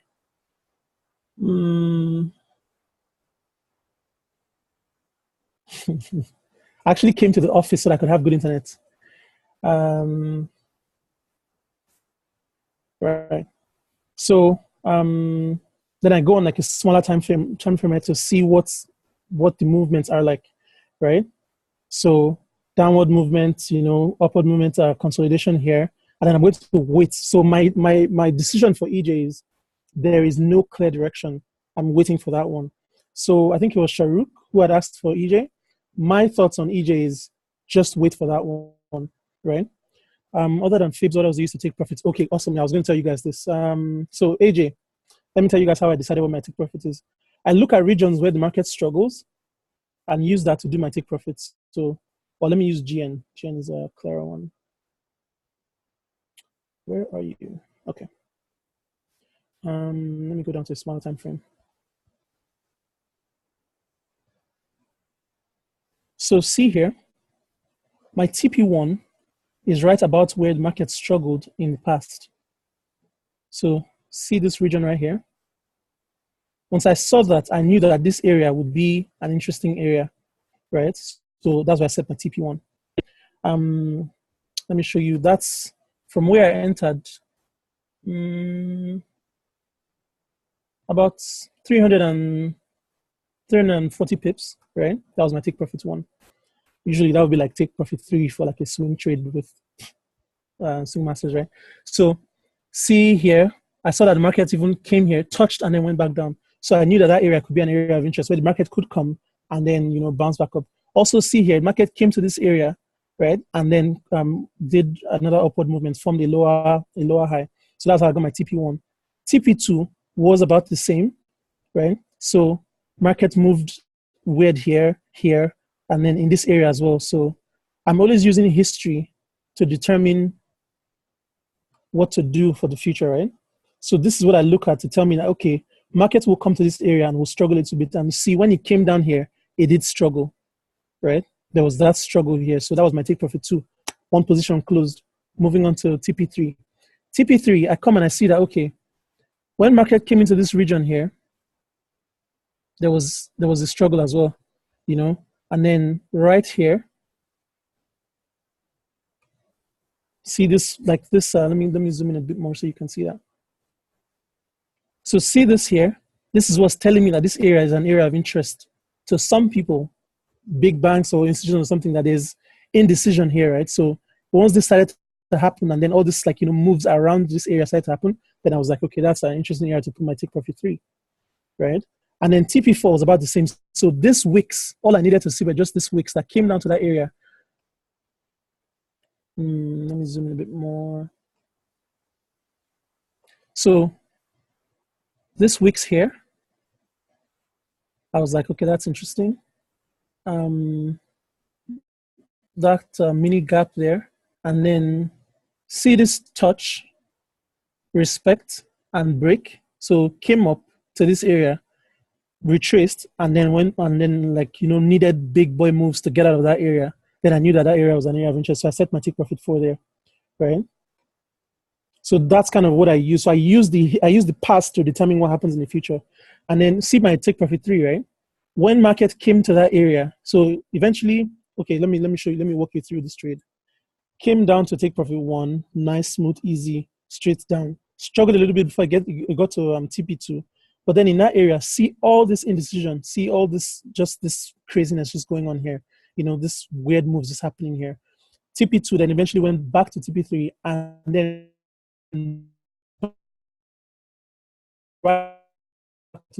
struggled in that area as well. So between these two areas, there's struggling going. And then eventually came back right down to TP3, broke, but see what happened. Came right back up to my TP2 before eventually headed down to TP4, and then broke through and then straight back up, right? So what I use my fibs to do is just to determine how far this could go. Could it retrace up to the 61.8 or whatever, you know? So this up move and everything, the retracement, usually there's a golden ratio that around the 61.8, it does a reversal, right? It doesn't always do that, but it's possible that it could come down here and then reverse, right? What was my stop loss for TP3? So when I entered here, my stop loss was above this head. My stop loss was above this head, and I think I moved it a little bit above this head because you have to know the volatility of pairs. So pairs that move very fast could go against you very quickly and then come back down, right? So you have to be very, very careful with those ones. So your stop loss has to be wider for that one. So when I was looking for, I think I was looking for a 900 pip move on this one. My stop loss was about, I think 300 pips on this one, 350 pips on this one. So my stop loss was above this head, but I think from here up, my stop loss was 350 pips, right? So that's big stop loss. So I didn't use a very high lot size for that one because I knew that, you know, if I hit stop loss with 350 pips, I'd be in big trouble with the big stop loss, right? So for those of you who are big lot size people, please don't. Swing trading is not for the faint-hearted. So yeah, my stop loss was above there. You have to be careful though. There's what you call stop loss hunting. So let me show you something real quick. Where's GBP? See what I have here? Seems to be heavily manipulated British pound, and I've seen huge flash jumps in GBP CAD, which could be stop hunts. So GBP CAD was a pair I used to love to trade, but I noticed that that pair particularly was heavily manipulated. In a space of like an hour, you could see it move down and back up like flash. So it would hit your stop loss and then continue. You know, then I realized that I was setting my stop loss too tight for that pair because that pair is one of them that they do stop hunts on. So when you start to see long wicks going into a certain area, then you know that they're doing stop hunts. Okay, let me show you guys something real quick. I'm just giving you guys all the secrets today. This is something else that I use. Let's see if they have GBP CAD or UJ. Okay. So UJ is currently at 110.8. This is showing you all the open orders. So Ryan was teaching you guys about orders before. So sell, stop, buy, stop, sell limits, buy limits, and all that stuff. So this is showing you where all the orders are, right? So market makers could come, bring this down to activate your positions, and then continue back up and then hit your stop loss. So that's what you call a stop hunt. So you could just see like a long move. You see like that big wick, and then you see the rest of the body, and then it just continues going up. So it will come, hit your stop loss, close you out of the market, and then continue, because the market needs liquidity. The market is a zero-sum game. It needs to take money from some people to pay some other people. That's why I say patience is very, very key. So sometimes this is what I look at to set my take profit as well. So if I'm trading against sentiment or against like what the trends look like, because sometimes everybody can say, oh yeah, UJ is looking like it will go long or whatever, right? And I come and I see this and I say, okay, everybody's looking to sell around 110, right? Then I know that could be a region where this would come into. It will come here, activate these cells, because there's a lot of sell orders in this area. It will come down to here, activate this cell, the sell orders here, and then move back up, right? So these people will hit stop loss, and then it will continue and then go up. So if you notice, there's a lot less people trying to buy this market, right? So those people are the people who usually make money. So that's why I say you want to trade like the institutions, like the banks. You want to do what they're doing, not what everybody else is doing, right? If not, you're going to just lose money like everybody else. So that's another thing that I look at before I enter trades. And sometimes I use this to set my take profit as well. So I could enter a short on this one and then put my take profit at 110. So my TP1 could be 110, TP2 could be 109, and TP3 could be 108. And those are big psychological levels too. So you have to know where those levels are. So round numbers tend to be psychological levels. So 110, 110.5, 109, 109.5, and stuff like that. That tends to, because a lot of people will set their stop losses around those levels, because we like whole numbers, we like round figures kind of thing, right? So you want to be careful about stuff like that. I'm just all over the place, guys. I'm so sorry. I'm just talking about every and anything. I did make a plan, I promise. I had slides and I was going to show you guys stuff. But okay, someone specifically asked for entries and exits. So let me show you guys something. NJ, let me go on NJ.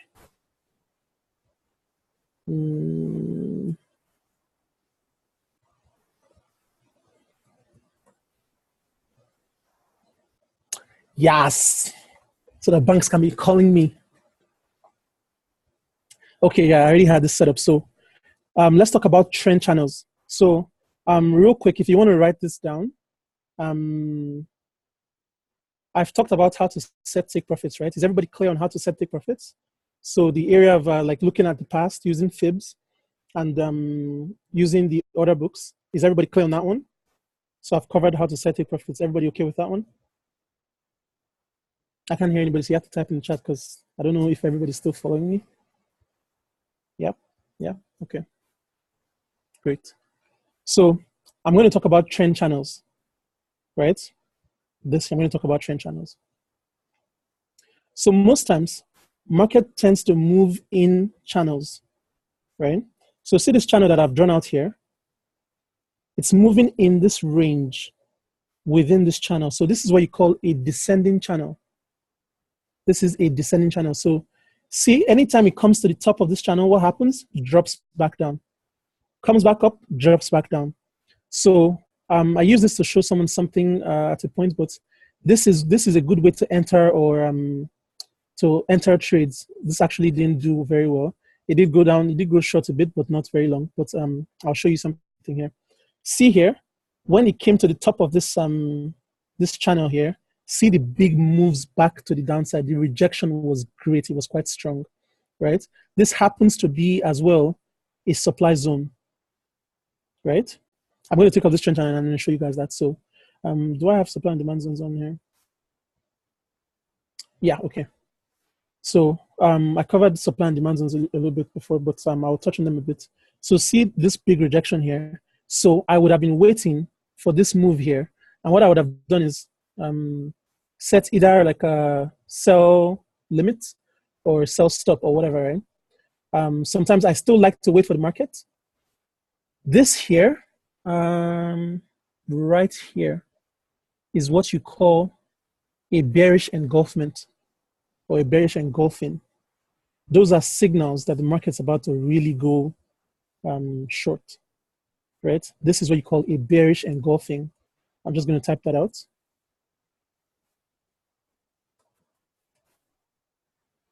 You would have seen this on the academy, but I'm just like showing you an example of what it is. So once I see that sign here, that's my sign to go short. And you see after this move, see this next big move. I'll show you guys on GN. There was a bearish engulfing on, I think it was daily before I got in that trade. Where are you? Right. So see this, well, let me just show you on the daily because it's clear there. Right. This big move actually is better on the 4-hour.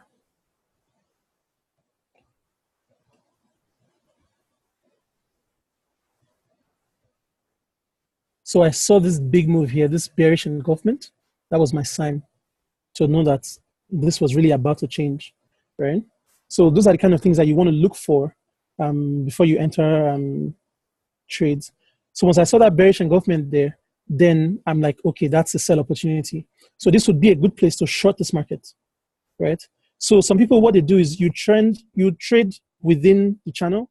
So some people would sell here and then get out once it comes and touches this area because it's about to go long again. So some people actually will short here, buy here, short here, buy here, short here, buy here.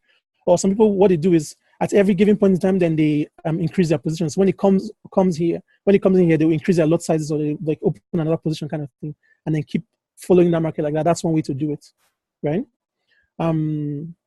So this is a descending channel. That's how you trade when you see descending channel. You make your channel down everything and get your parameters and then know where it's coming and going to, right? So see here, this wicks, it came here, respected it, and dropped right back down, right? So those are like good places to sell. So you want to look for those kinds of opportunities in the market and then go with that. Is everybody following me? Is that clear to everyone?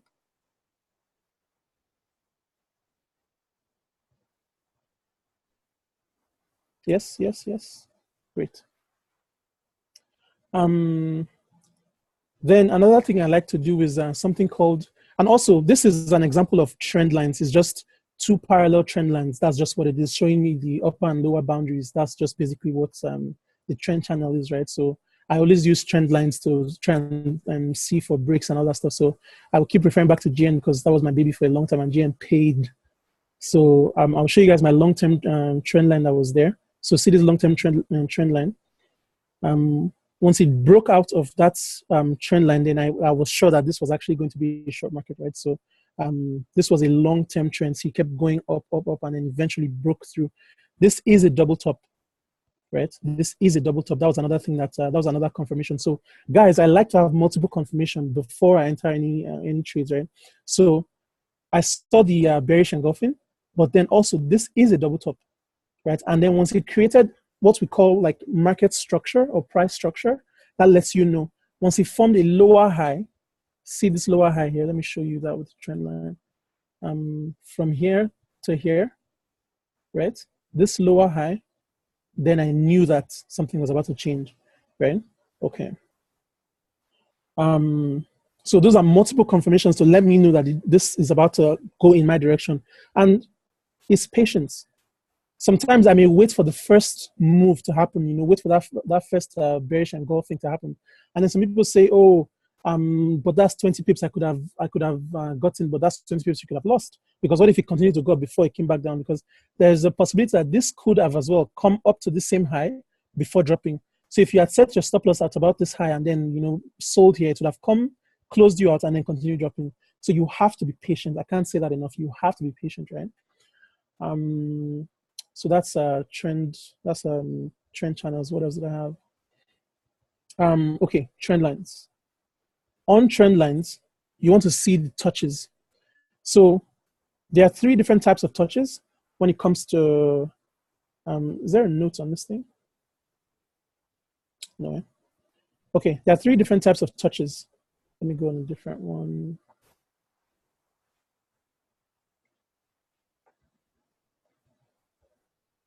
No, I don't GM.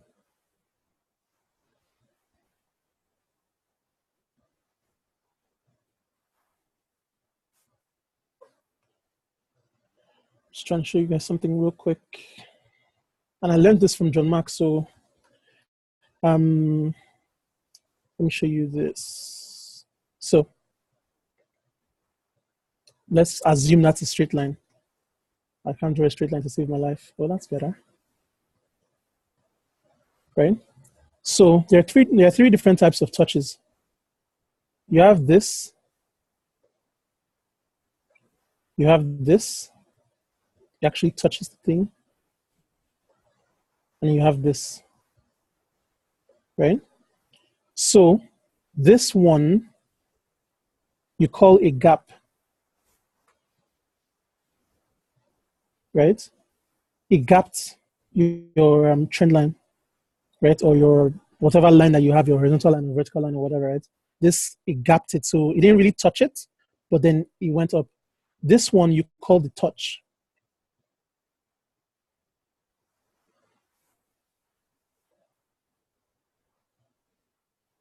This right here is the touch. And then this one is the overlap.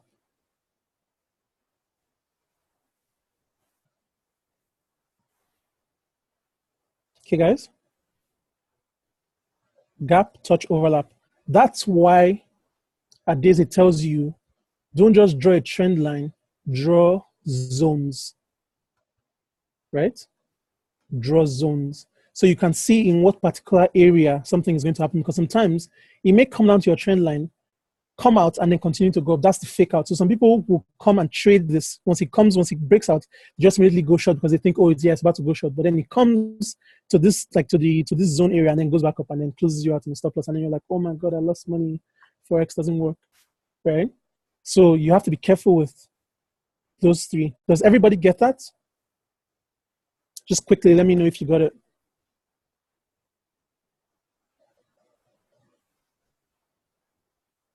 Great. So you always want to draw zones. I still do lines, but I do zones within my lines, right? So I can draw a line and say, okay, that's that specific area, that particular price. I'm watching for it, but then that zone gives me like more of an area to look at. So I'm going to clear this off now. I hope everyone got that. Okay, so let me talk to you guys about demand and supply zones.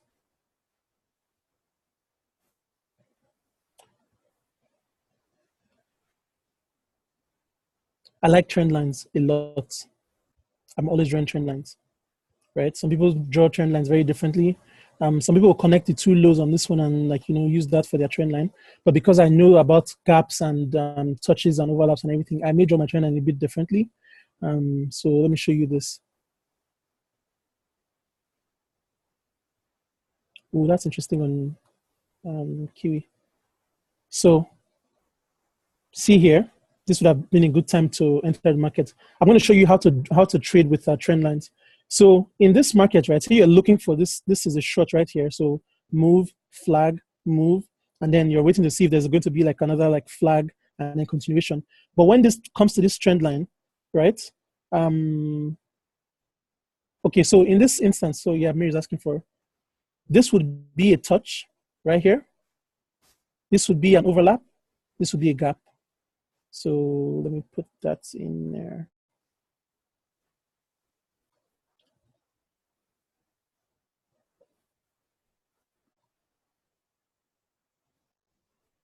That's an overlap.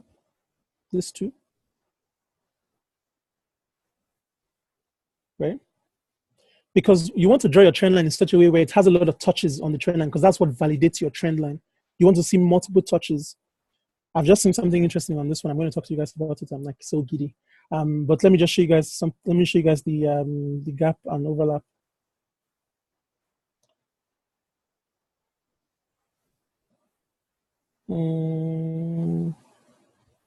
This is a gap here. That's a gap there. Then touch.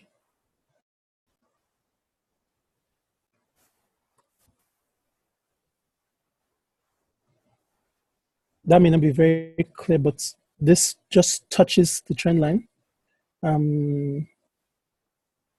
That touches it as well. And then, okay, this is getting a bit clunky, but bear with me.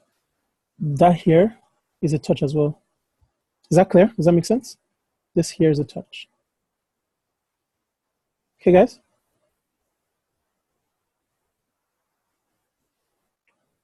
Is it clear? Is everyone still there? So quiet. Okay. Just going to remove everything and then show you guys what I'm seeing. So I like patterns, right? And from what I can see, there's something interesting here. Can anybody figure it out? Just looking at this, I see something quite exciting. Does anybody have an idea what that is? Take a wild guess.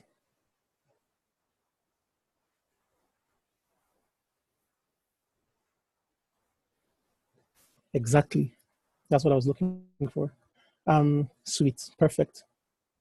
So, see this move here, right? Came into this supply zone, right? And then reversed. Let me make that thicker. Yeah. Came into the supply zone. Let me draw the zone so you can see what I'm talking about. And then I'm going to go back in history here and give you proof of why I think that's a supply zone. Let's go to the weekly.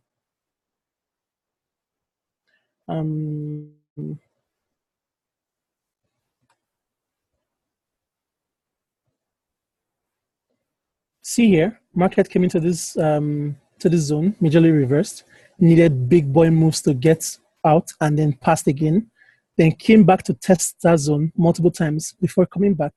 Needed big boy moves. Let me even zoom this in so you can see what I'm talking about. Needed big boy moves to get out, but see, came back to retest right here, right, before coming back down. Then came up, struggled very much in this area, right? This here is a lovely pin bar. That would be an example of what you call a stop hunt, right?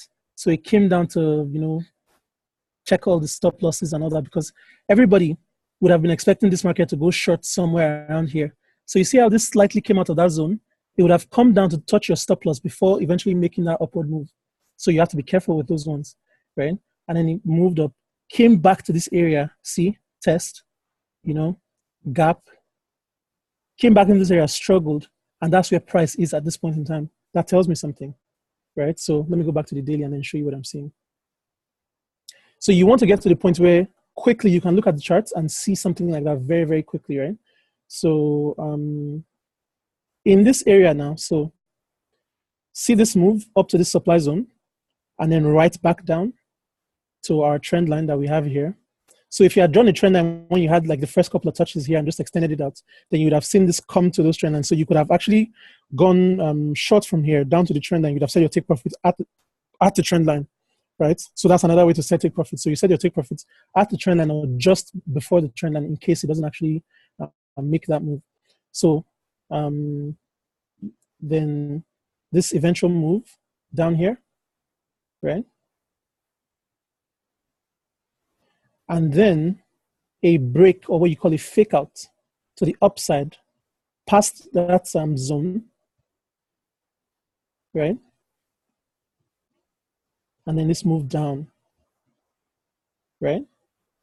And now it has come into this area, right? Around here. And can you see what it's doing? It's struggling. And there's a lovely inverse hammer here. This is what you call an inverse hammer. This pin here, this candlestick is a pin or inverse hammer.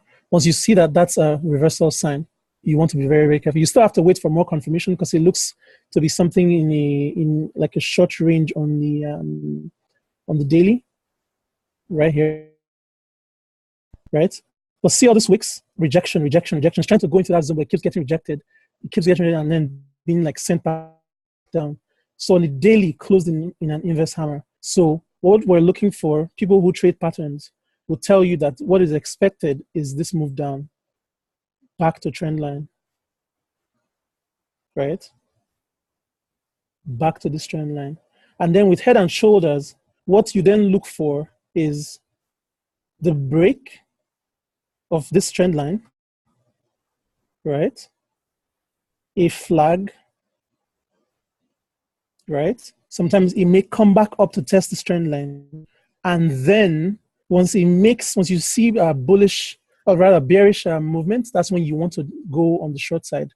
And this market, so let's say I was trading this now, I can already tell you where my take profits would be, right?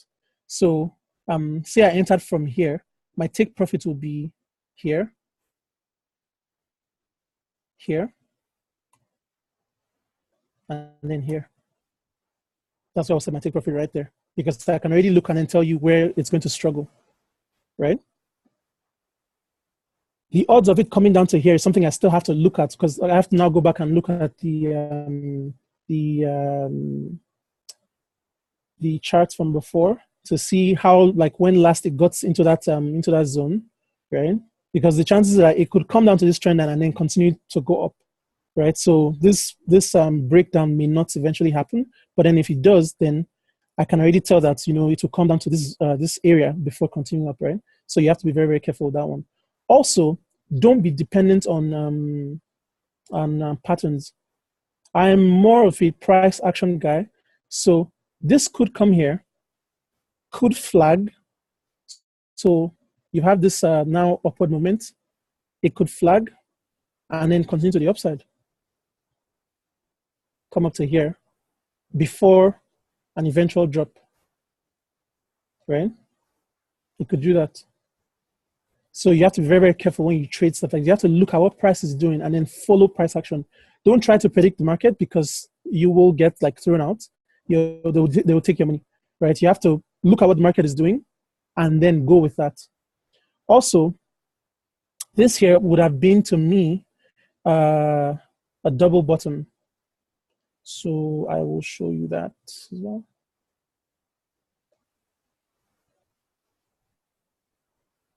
Here. Double bottom there.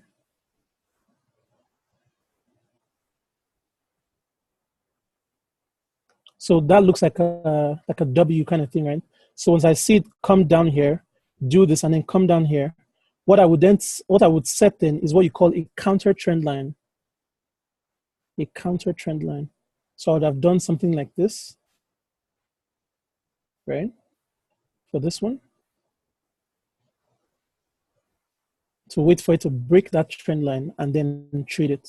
So see here, it broke out, came and retested it here. So that's what I've been waiting for, and then continued upwards, right? So I would have seen the break of this counter trend line and I would have done absolutely nothing but wait.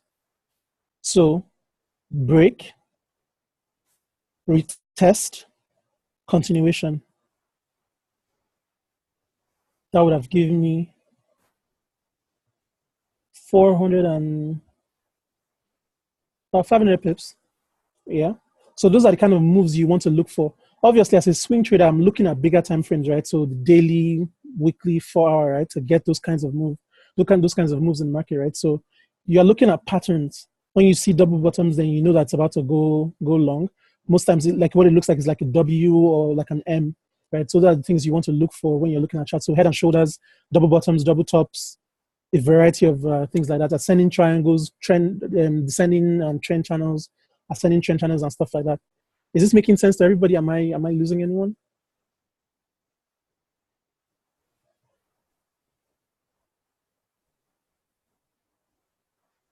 Making sense? Yeah. Solid.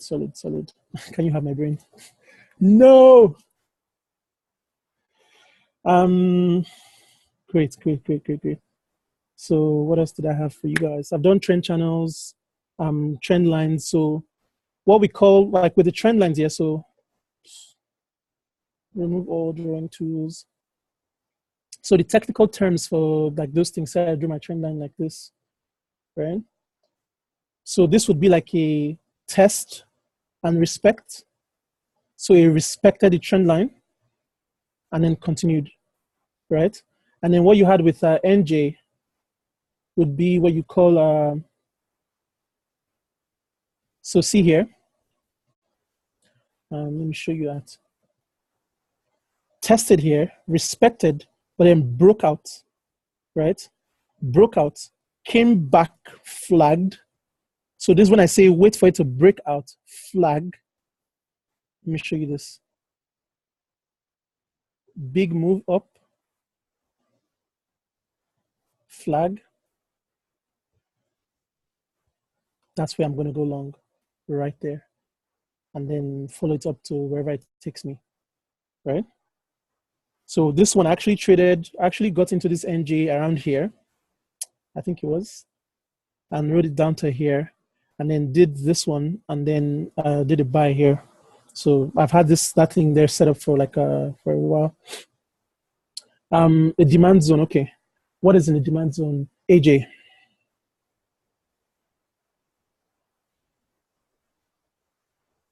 This area here is what you call a demand zone. Right here.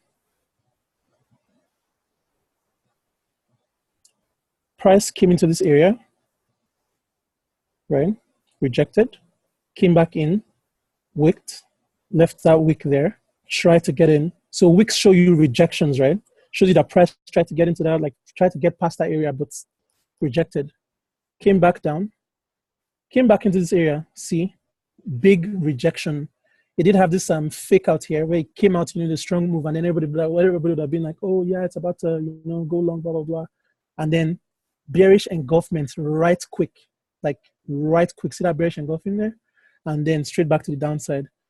Even at that, it's still testing in that area, still playing in that area. Came down out of that area, but came back right in, and now it's forming a double top. Right? So that's a demand zone. Let me show you that. See here?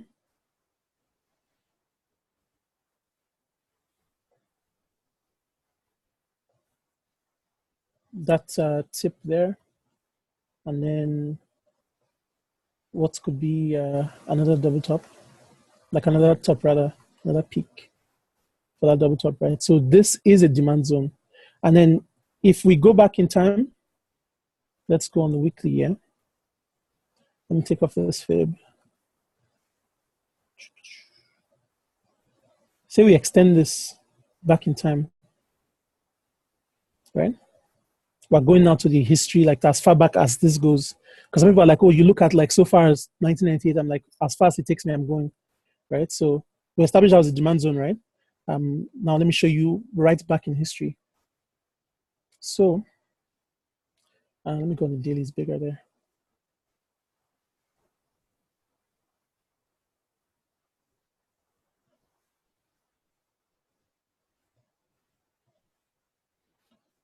Right. So see what happened here? This is 2006. Price came into this zone, majorly reversed. Came back to test it, dropped back down. Came back here, formed the double top, right? See this double top right here? Let me zoom in a bit more. So double tops look like M's. So form this double top here, which is like what is forming on the other side now, and then majorly reversed, right? Came back into this area, struggled a lot before it came out of that area. Needed this big boy move here to get out. But see, came back and retested, right, in that area before it continued up, right? See this area too, came back in. So this is what you call resistance now becoming support. So resistance has become support here. Came back in, left a wick, and then moved like majorly, moved away like crazy. So this would have been, let's say,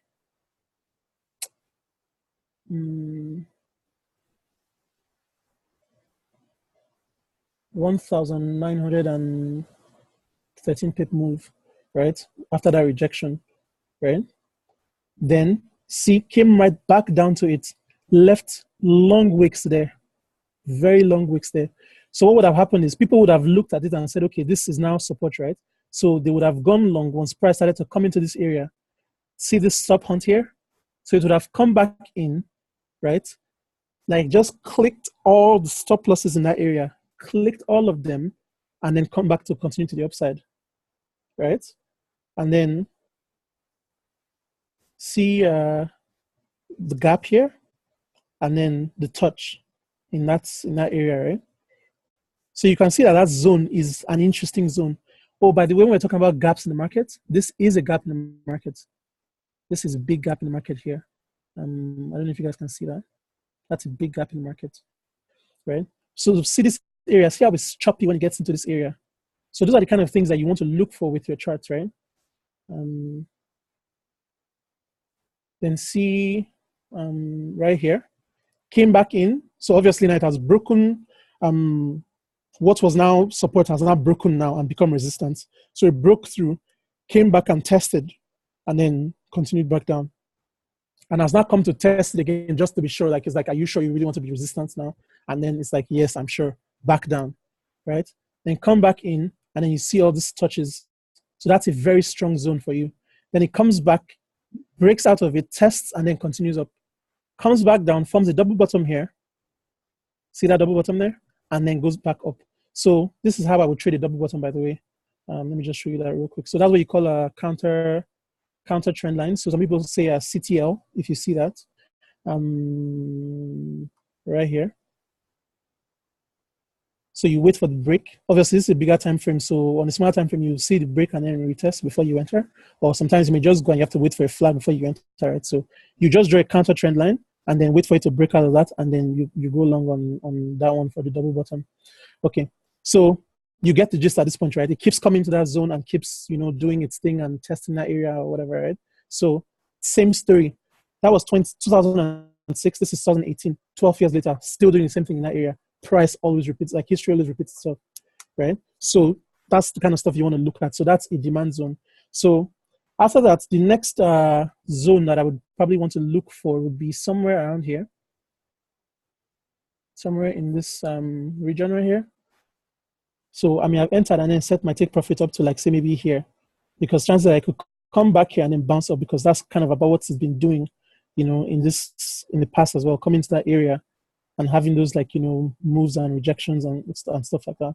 See another double bottom here before the upward movement, right? So then this is a double top forming. So that's what you call a demand or supply zone, right? Or what you call a major resistance area or price reversal zone, right? So that's what I had here. Supply demand zones, MRAs and PRZs. So that's major reversal area and price reversal zones, right? I think I've covered all of this stuff, limits and stops. Okay, so let me tell you guys how people set limits, buy and sell limits. What's flagging? GJ.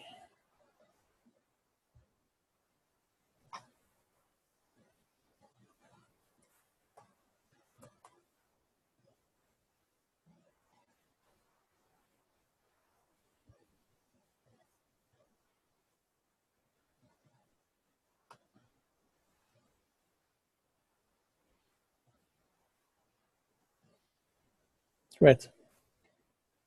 So let's just take this as what it is. Let's just say this is a drop, right?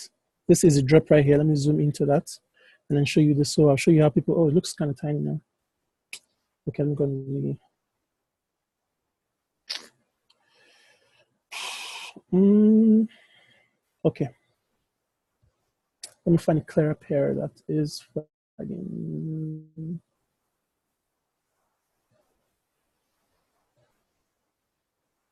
See what Looney's doing. I used to like the Looney, but the Looney has taken the most of my money of all the pairs. USD card. So I've kind of, we're taking a break right now. We're trying to see each other first, trying to see other people and see if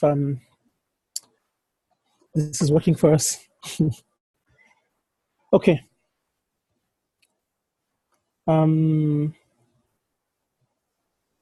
See, double bottom on USD card. I'm actually in this trade on a long. So I got in just around here, and I think I'm like 30 pips in profit on that one. So this could actually go back up to this high here. So I think my TP is somewhere around here, but that's the double bottom that I saw, and I'm trading that one. All right. See this zone here where there was a bit of struggling, right? So don't be surprised that it's coming in here and then, came, returned, came back, and then, so don't be surprised to see this do this move here. back up to this zone, and then maybe another drop, right? So that wouldn't surprise me. So I'm in this trade now, and then I think I've covered I've trailed stop loss, so I don't really care what happens. Set and forget. What's my favorite? Oh, I don't particularly have one. I just kind of look at all the pairs there like every week and then trade whatever I see. I don't like slow moving pairs. I don't like AUD CHF. I don't like Euro GBP. I don't like pairs that move slow. NZD CHF. Those ones move too slow for me. I like fast moving pairs. GBP, NZD, GJ. I used to like USD CAD, but like I said, we're seeing other people right now. I like EN. I like EJ and EA as well.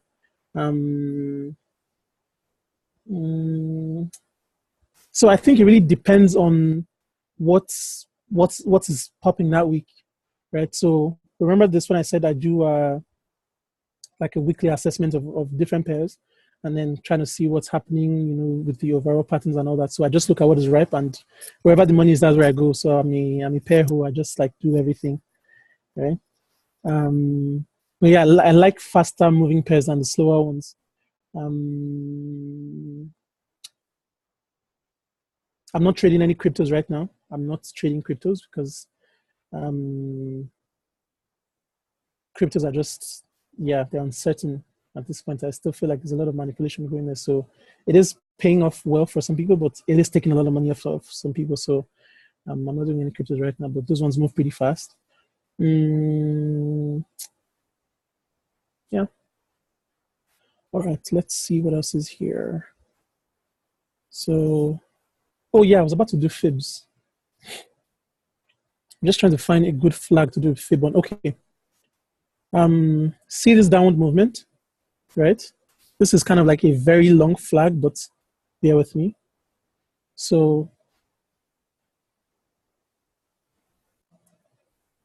oh yes, I use Heikin-Ashi. I use Heikin-Ashi quite a lot. So I use Heikin-Ashi as one of my entry strategies. Thank you, good call. I'm going to talk about that. So some people, because the 61.8 is the golden ratio, some people will set, like in this case, see this big drop down, and then you see this flag forming. Some people will set their sell limits at the 61.8, right? Some people do it shortly before the 61.8 or shortly above the 61.8 just to be safe. So in this case, see the market came back up to here. Let me use an arrow. So it came back up to here, which is around the 61.8 before the reversal. So what some people do is they set their sell limit there, right? Some people will set their sell limit here, put their stop loss at the 78.6. Some people will put their sell limit at the point like the 50% ratio or 38.2. So some people use that to enter trades depending on what they're doing, right? So that's how some people use that to set fibs. So in this case, people who trade flags may actually get into this flag, into this trade right here, and then set TP1 at 23.6, at 38.2.5, and then 61.8, and then get out of it at that point, and then the reverse. But the thing is, fibs are not always very certain. Like in this case, it didn't quite touch the 61.8, maybe because I drew my fib a little bit differently than someone else would have drawn their fib. But that's that zone, right? So that's why they say never you really use like just lines, use zones to do your fibs. So most of swipe trades are they use fibs. Most of them, I think Wealthy Pips uses fibs a lot. Starboy uses fibs a lot. And then when they tell you something like, oh, price missed the entry by 5 pips or by 10 pips or something, that would be the case where they were thinking it will come to a certain area, touch in that area or gap in that area or something like that, and then turn, right? So sometimes it may just gap and then turn. So they'll tell you, oh, close up pending orders because price missed entry by 5 pips or by 10 pips or whatever. That's the case with fibs, right? That's how people use fibs to do their entries and exits, right? So remember I said entry, you use your fib to do a sell limit here at the 61.8 and then, enter your sell here. So if you had done that around this zone, you would have been very fine, right? So this sell would have come back down to here, which would have given you a good amount of pips on that one. If you had put your sell limit at the 50% and maybe at the 61.8, you have come and stopped you off before coming down. So it would have been advisable to put your stop loss maybe slightly above, and then it would have come down. Eventually, you would have been in good profit as well. And then for exits, which is the take profit, right? So enter here, TP1 here, TP2 here, TP3 there. Basically what fibs shows you is just supply and mini supply and demand zones, or what you call price reversal zones of area of interest, right? That's what fibs will show you. So if you look at this, like the 61.8 is in an area where things are interesting, right?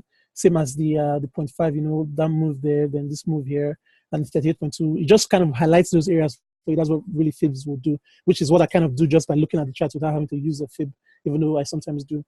Hikinashi, yeah, I love Hikinashi as well. So yeah, see, it's one of my favorites on there.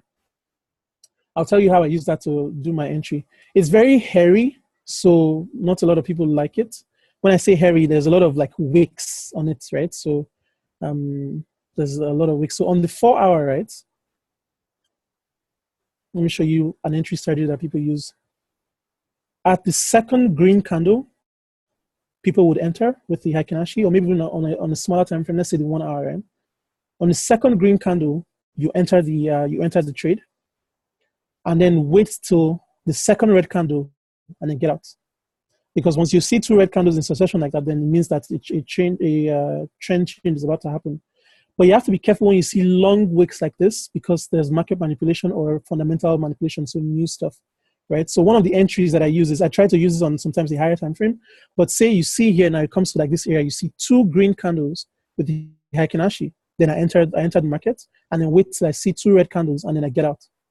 Because once you see those red candles, then you know it's about to reverse a little bit, right? So there are many ways to get in and get out of the market, right? Is that making sense to everybody? Is that clear?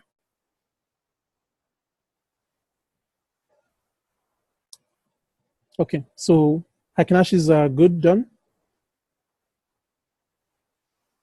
Great, awesome. Yeah, so I try to use on like a higher time frame. But sometimes people say, oh, by the time you do that, you know, the market has already moved and you've lost all those pips. I don't care. What's 20 pips to 100 or 20 pips to 200 or whatever, right? So I'd rather like be sure and then get in. But then see here, if you know me well enough, you know that these are one of my things. I like dojis. I like to see dojis because that like gives me a reversal sign. And then that shows you that trend is about to change, right? So this is a nice rickshaw man. That's what that is called.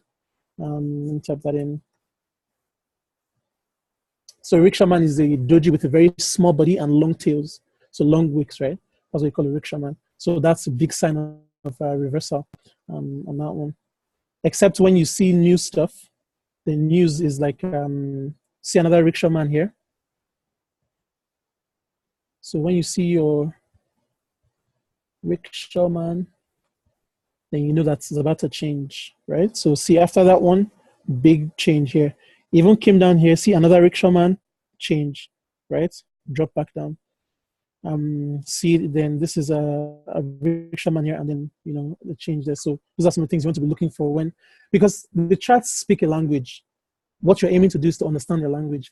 The candles tell you a story. The patterns tell you a story. Price action tells you a story. Demand zones, supply zones, and all that stuff. So what you want to be able to look at real quick is just look at it and say, oh, there's a double bottom, or it's in a supply zone or a demand zone.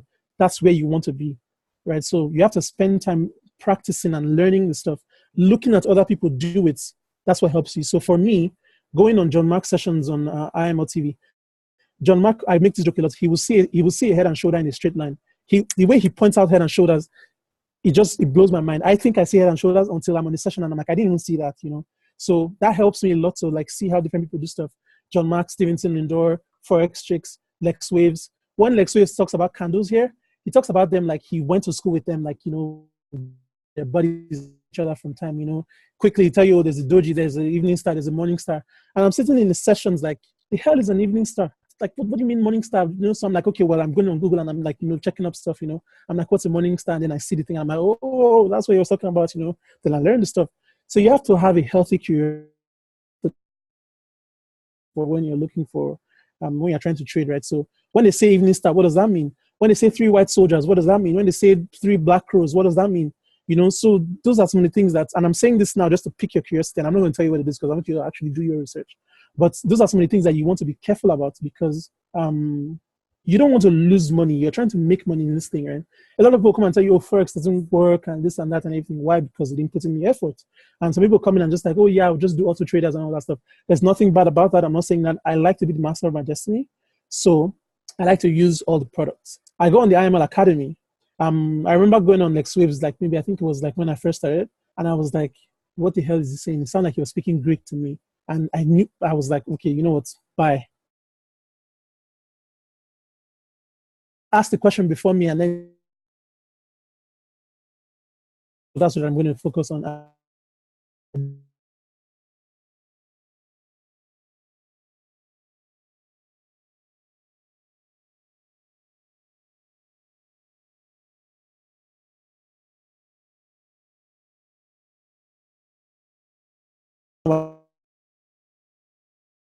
So I'm expecting to see a gap in the market with the USD. My only question is, okay, let me show you something. US dollar pairs right now are in interesting zones. So let me show you Euro USD. This is something that I try to pay attention to when I'm doing my charts as well. So let me show you Euro USD and show you something really important with all USD pairs right now. Most USD pairs are in demand or supply zones. So they're big areas of interest, right? So I was thinking USD was going to be weak and see a gap in the market, but then I'm also thinking to myself, how far can USD go before it has to retrace, right? Because USD has been like just pouring pips, this whole time. So I'll show you something with Euro USD. Let me get off the icon actually.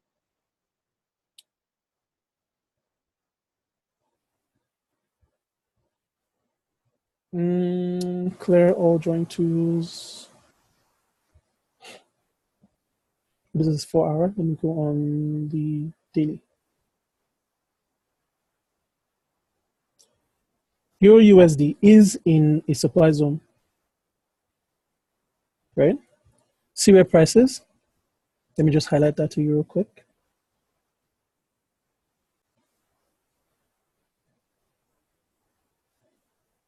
See the area where price is?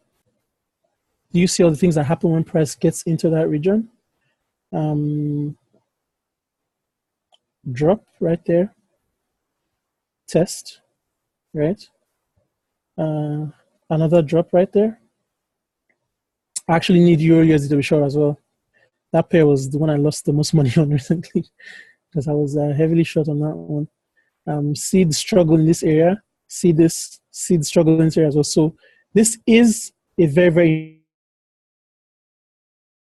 So I wouldn't be surprised to see a retracement around here. That's Euro USD. I've shown you that it's in a supply zone, right? So that's one Euro USD pair. We're just looking at USD CAD. See where USD CAD is? So when I say Euro USD, so I'm showing you that it's in a position for USD to be long. USD CAD is in a position for USD to be long, right? So see here, that's coming to this area. This would have been a fake out, right? Come back in. See this area now. Now it's looking to come back to the upside, right? That's one other USD pair. That's USD CAD. Let me show you UJ.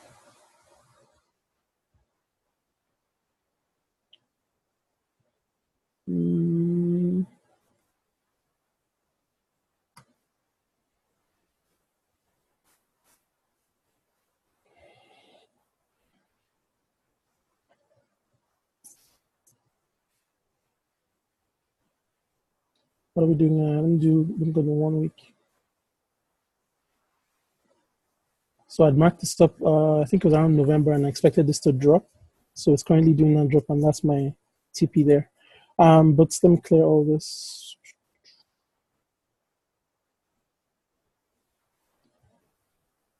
See the area where USD JPY is? Very interesting zone. Right there, right? So chances are that it could come back up to here before dropping again, right? So USD JPY is looking like it could go long. Although I think they're like with this one, they're probably going to come and like tap the stop losses under here before it goes back up. But it is in an area of interest. It could come back to this other demand zone before going up, right? But then that's an area of interest. I'll show you USD CHF.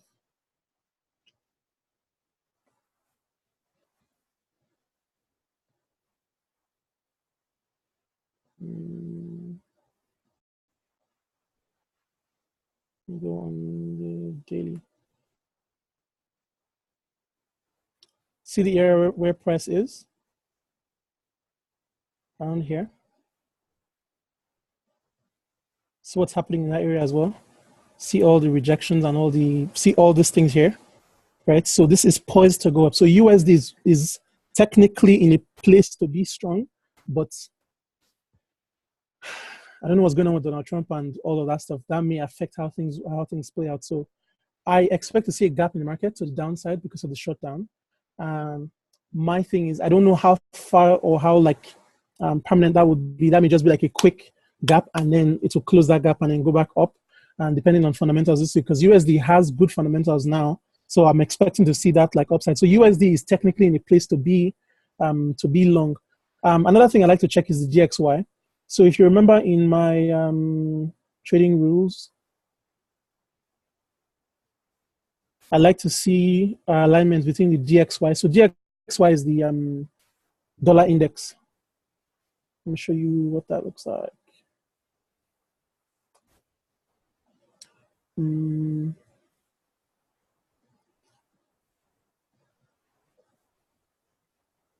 So this is the US dollar index, right? So this kind of shows you what USD is doing, right? And the DXY is the inverse of the Euro USD.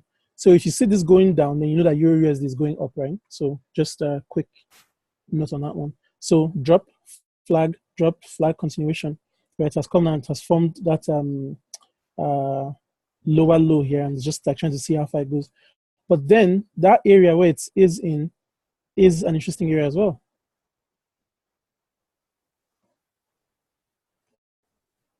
Right? If you look back in history, it's an interesting area as well. So this could turn, this could form something of like a double bottom here, maybe come back up to this area before another drop, right? So USD ones are ones I'm just kind of like watching from the side. I'm long USD card, but I've trailed my stop loss in case it does gap, so like it closes me out in at least a profit. So that's one to look at. So with the USD shutdown, I think logically what would happen is we expect to see a gap in the market, but we'll just have to wait and see what price action is saying. Okay.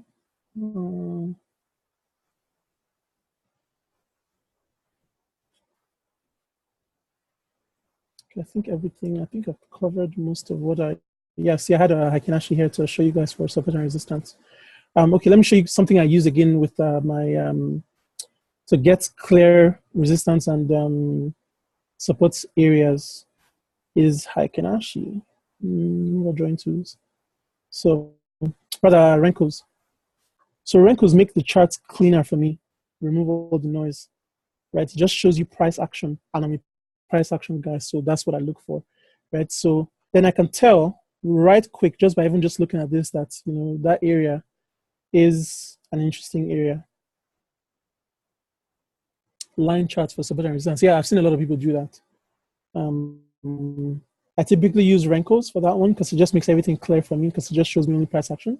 So I can just see all the the clear movements because it just uses price action and time, nothing else.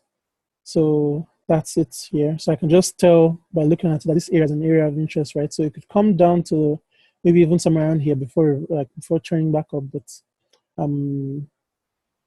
we'll just have to watch and see for that one. So Renkos are something I use for support and resistance as well. Same thing with Haikenashi. I've talked about the types of touches, gap, overlap, and the touch. And then with how you draw trend lines. So you always want to support a buying market. You always want to support a buying market. So you want to draw your trend lines under, right? With a buying market, your trend line always wants to be or should be under. So you are supporting a buying market. So see, this is going up, and you support it. So trend lines are just sideways support. Basically, that's what it is, sideways support, right? So you're supporting a buying market, and then you want to resist a selling market, right? You want to resist a selling market. So that's how you would draw your trend line. So except when you're drawing trend channels, your trend lines for this one should be under. If you're doing channels, then you can have like parallel, well, I guess support and resistance kind of thing to see what range is moving in. But otherwise, you want to support a buying market and resist the selling market. Okay. Guys, please ask any questions. Let me see if there's anything in my trading thing I want to show you guys before we hop off. I realize I've kept you for about 2 hours.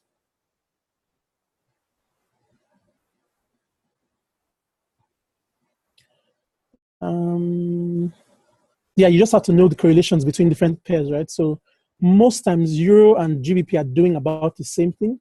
So if you look at like for example, GN and EN, they're probably doing something similar, or GN will be lagging, GN will be coming behind, or EN will be coming behind what GN is doing. So there's some sort of correlation there. Same thing with GA and EA as well. So that's GBP or like GBP AUD and Euro AUD, right? Okay, let me show you guys the Nikki real quick.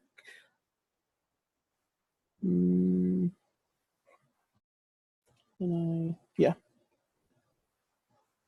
So this one has an inverse relationship with JPY pairs, right? If you look at this this chart, let me move back to the candlesticks. See how ugly this looks and just like weird. Gross. Okay, I'm going to go back to Renko because nah, can't do. When this is going up, right? What you should be looking for is all. Let me type this in here. So NI 25, 225 rather. If this is going up, I don't know how you draw an arrow, but if that's going up, what you're looking for is all XXX JPY to be going down. Does that make sense? So all JPY pairs, usually you see like USD JPY, Euro JPY, GBP JPY, or JPY, New Zealand JPY, CHF JPY, CAD JPY. When you see this going up, so this upward movement, so if you were wondering why the Japanese yen, because I don't, if a lot of you trade the Japanese yen, you will notice that it has had a lot of strength in the last week or two. So see this movement here? When this is going up, you expect all XXX JPY pairs to go down, like anything JPY, anything has JPY at the end to be going down, right? So they have an inverse relationship. So this means the Japanese yen is getting stronger, right? This is showing that the Japanese yen is getting stronger, and then anything that you pair with Japanese yen is going down, right? So let's look at CJ or AUDJPY. So see this move here down, and then once that one has a retracement, you see the retracement here. Obviously, Australian dollar has had a lot of strength too because of the Chinese data, but you're also seeing that it's still struggling, and we're expecting this double bottom to come and then send it right back to here. GJ has actually BBP has been, so it has been like holding its own. But if you notice, it's still within a range. It's not just like straight flying like the way GBP USD is. CAD JPY had a mad like 300 pip move, and I don't know if everyone remembers, but I'd called that one a while ago and said that was going to be a good drop to the downside to form that head and shoulder.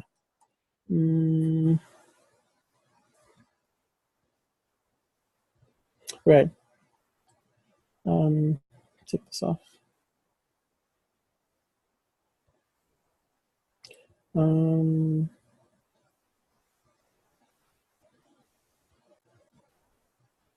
Okay.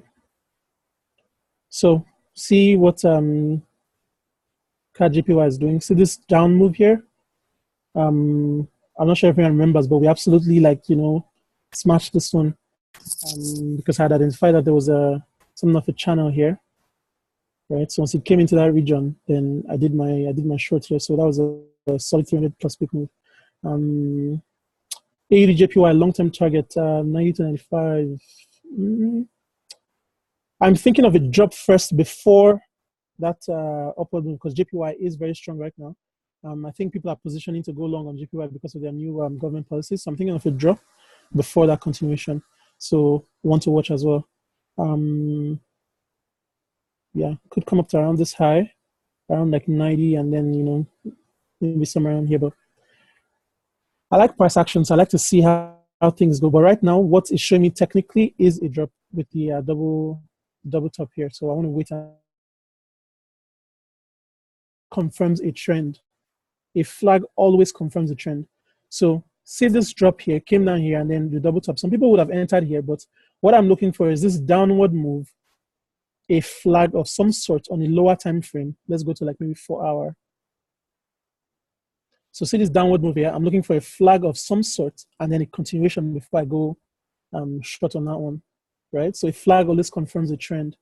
So you have to be careful of that as well. Yeah, there's a lot of big fundamentals this coming week. So yeah, there's going to be a lot of serious moves. Personally, I'm a non-directional fundamental news trader. If you guys remember what Ryan was talking about with like directional and non-directional, I'm a non-directional news trader. I wait for the moves first to happen before I enter.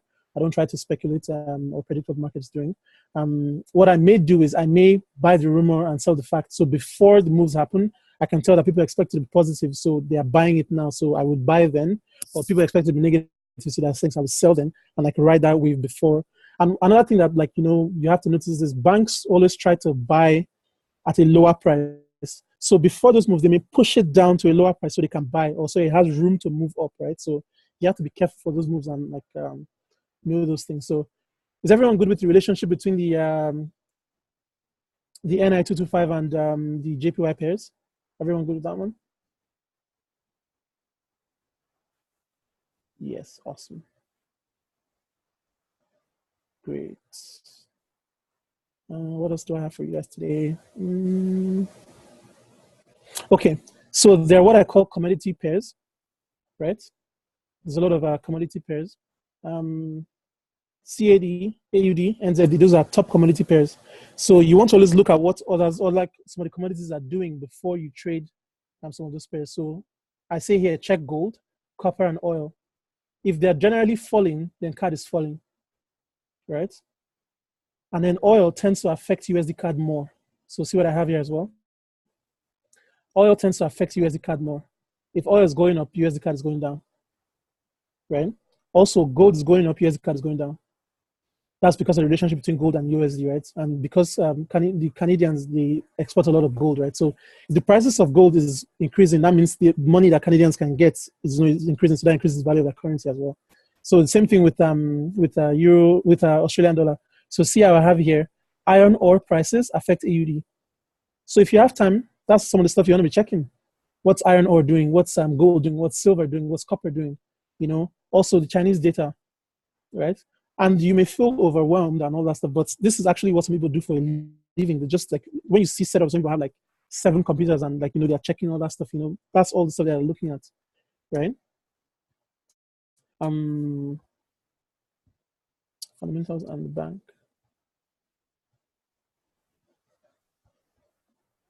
I'm not quite sure what that is. So they're just certain nuances that different pairs have. So see here, I have USD CHF is known for extended flags, right? So the flags for USD CHF tend to go past the 61.8. It tends to be like a big flag, like it will go down before it continues the upward movement, right? So you have to be sure of that one, right? Yeah, disclaimer there. So all this information is information that I got from my experience with trading. So when I see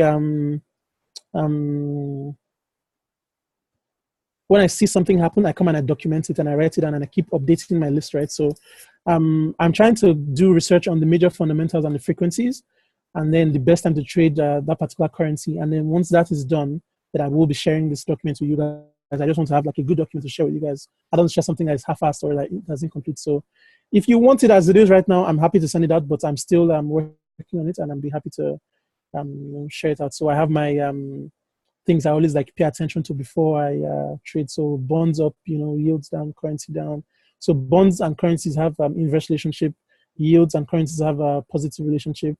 I use my forex. I use my position size calculator. You would have seen this on the I think it was basics 2 with Adese. See what I said here. Don't get emotionally attached to any currency or pair. Study and master their behaviors, which is what all this is. And then the market takes from the impatient to reward the patient, right? So I'm waiting for stuff. Okay, so let me go on the Committee of Trader reports. So it tells you about different currencies and what the banks are doing with them, the big boys, what they're how they're trading those currencies, and what you should be looking for, even as well as commodities, right? So um, let me look for a good one. Let me see, maybe JPY.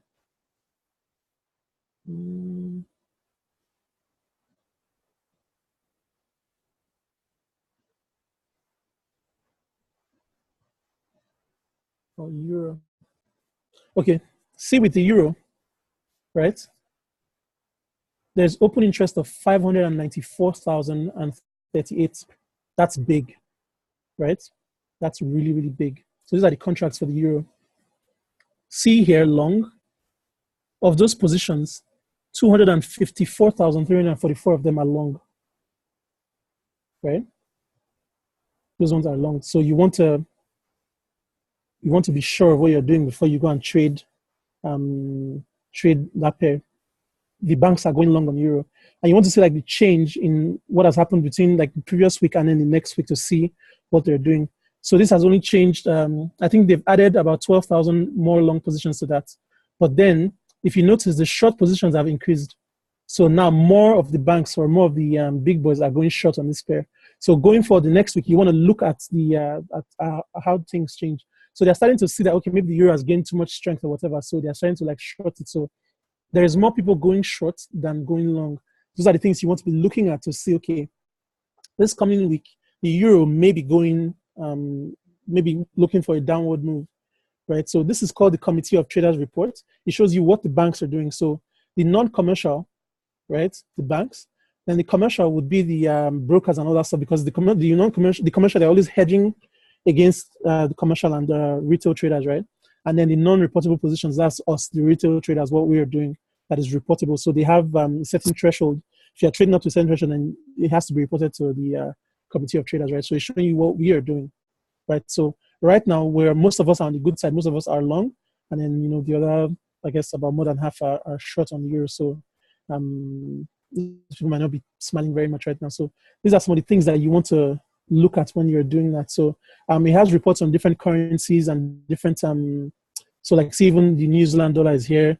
New Zealand dollar is heavily short, but most people are getting out of their short positions, right? So that's showing you something. South African rand, heavily long, right? So yeah, it shows you a lot of different things, right? So you want to always check this stuff when you're. Let me just type this in and send to you guys. Okay.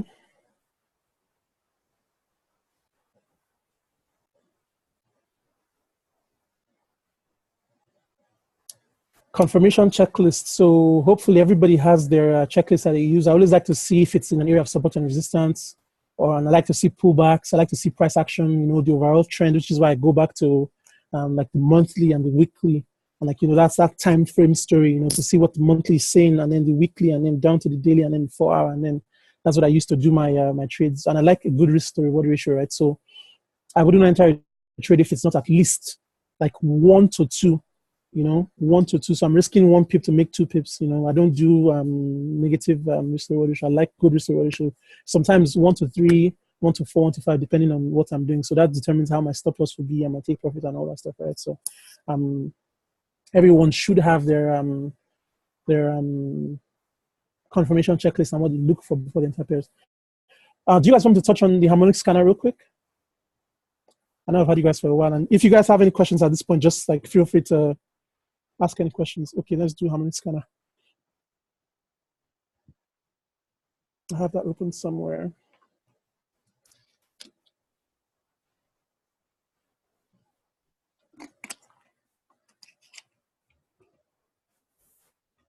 So you should absolutely be looking at the scanner. What I do is when I do my own analysis, sometimes I come on the scanner to see if they have a similar analysis, right? To see if what I'm seeing is what the harmonic scanner can see, right? And I did learn how to draw my own harmonic patterns. So sometimes I draw mine and then see if it's on the harmonic scanner as well. So let's use this one, for example. I'm a longer term trader, so I like to look at bigger term charts. So CADJPY, right? So The harmonic scanner really isn't, there's not a lot of gist there. It's like swipe trades. It just calls the stop loss for you, the entry, take profit 1, take profit 2, take profit 3, right? What I do advise though is that you have to do your own analysis before you take the trade, right? So sometimes I will see the CAD JPY and then go to Trading View and then do my analysis and see if I agree with what they have here before I go on that trade. And then you want to see that this is an area of support or resistance, and you want to see pullbacks and all that stuff in my confirmation checklist before I enter. I wouldn't just come in and just enter a trade. Some people do, and they're successful with it, because I think this has a success rate of about, I think, 80-90%. But I like to be sure. I don't really enjoy losing money, so I like to be very, very sure before I enter a trade, right? So you could come in and just basically type all this into your MetaTrader 4 and then just let it run. If it hits stop loss, it hits stop loss. If it doesn't, it doesn't. And maybe it's take profit 1 or whatever. Let that happen. But then you have to maybe come in and then trail your stop loss, right?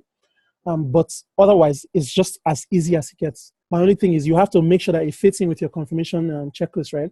And then different people have different entry strategies. And one of them, I'm just going to show you real quick, is some people like to see divergence in the RSI, right? So let me show you this here.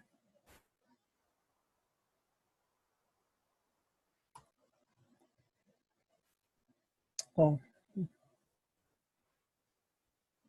let me make this thicker. So if you've watched any Videsh Adimola sessions, he talks about the harmonic scanner a lot. So I would advise that everybody does that. So one of the things that some people look for with the RSI is divergence, right? So you come to the X point, right? And then you draw a line to see with the RSI. And then you come to the D point, right? Draw your line to see what it's doing. And then you draw a straight line from the point where this touches the line here to where it touches the this one's acting up.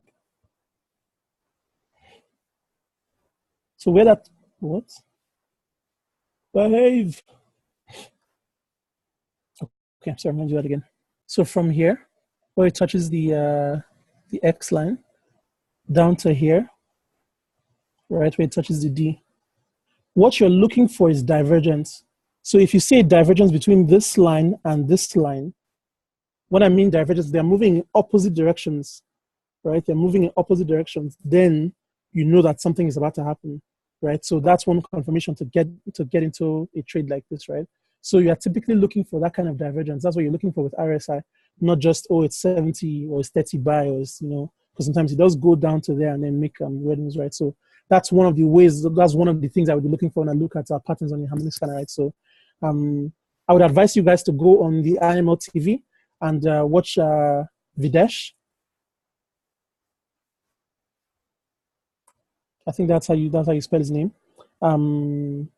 So he does a lot of work on the harmonic scanner, and it's brilliant. It's quite excellent, right? So what I always say is make sure that you look at the patterns that you have, and then you have to know fundamentally what's going on. So you're saying CAD JPY buy. I know JPY is strong at the moment, so I may wait for this to move a little bit more, flag before I enter to confirm that uptrend. Otherwise, this candle here may just do what this did and then continue the downward move, right? And then hit your stop loss, right? So I would like to, I like to be patient. I like to wait, right? So never hurry into a trade. Never just hurry and jump into a trade. Always be patient, wait. Good things come to those who wait. That's my thing. Patience is key. Don't let fear of missing out let you jump into any trade. I know some people who only trade like once or 3 times. Like I think there's this guy I know, he trades like once to 3 times a month. He showed me his MT for the other day and I nearly went mad. He had one oil trade running for I think about a month, and he's up about $124,000 on that one trade that he's just left running for a month. And what he's just done is he's watched it. Anytime there's a pullback, he enters another position and just lets it run. He's up about 100, and that's the only thing he's done for a month. That's just that one pair. That's what he's done for a month, Where some people are trying to do everything and trade everything at once.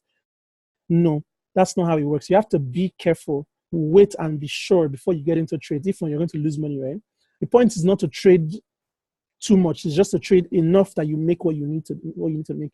So with my GN trade, imagine I do my GN and then I have like multiple positions open, right? So that's the thing about twin trading. So in a 900 pip move, let's go back to GN real quick. Let me show you something that is potentially mind blowing. Let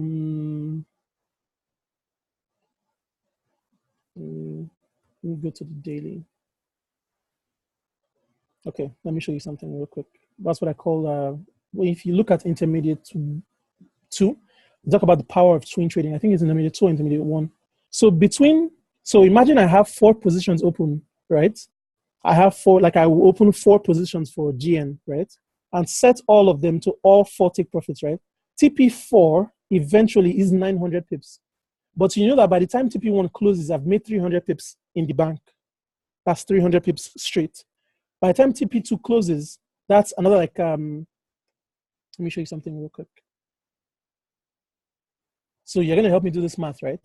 TP1 is, let's say 300 pips, right? Right? Someone's going to help me do that math, okay? That's TP1. I've made 300 pips, right? TP2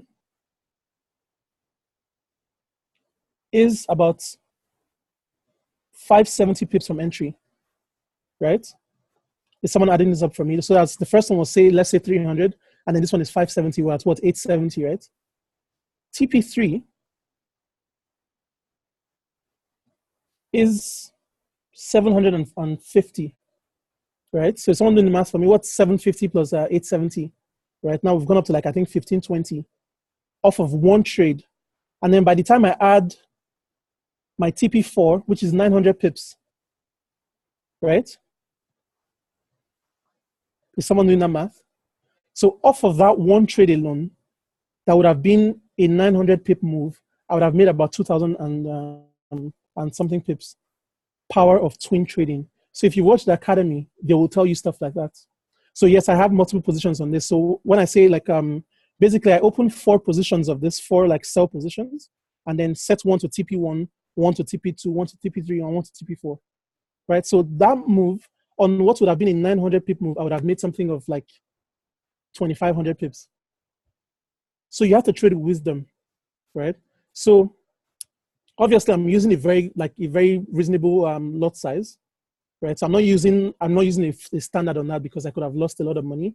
I'm not doing like, 0.5 or 5 lots or 10 lots or whatever. I'm doing reasonable lot sizes. So it's not crazy money, but what I do count is the amount of pips that I make, right? Pips are my currency. I don't really care about, I could have used 0.01 or 0.1 or whatever. What I'm looking for is that I made that amount of pips, right? So that's the kind of stuff you want to be learning and be looking at, that's what you want to be like doing there. Multiple entries, reasonable lot sizes. So I could do my position size calculator, and then it tells me that, okay, with my current balance, I can only do maybe 0.04, rather 0.4, right? And then I can open 4 positions that are 0.1, right? Make my first 300 pips, that's $300 right there. Second one, $600 right there. Third one, and this could have taken me a month to make that money, right? But this is analysis that would have taken me maybe max 20, 40 minutes to do. And then I just set it and forget it. And then once I trail my stop loss, then it becomes risk-free. Make my first 300 pips, move my stop loss to maybe 100 pips in, forget about it, right? It can do whatever it wants to do. Max, it closes me out, and then I make maybe 100 pips on the other 4 positions. But I've collected my first 300 pips. That's fine enough for me. Sometimes in a whole week, some people don't make 300 pips, right? So don't be greedy. Greed is what will kill you in this game. Because some people will see that and be like, oh, I'm so sure of this trade, and then try to do like 5 standard lots of, you will lose money, and you will lose money big, right? So do your thing and never risk money you're not willing to lose. Never risk money you're not willing to lose. So you know what? I'm going to walk you guys through the position size calculator real quick.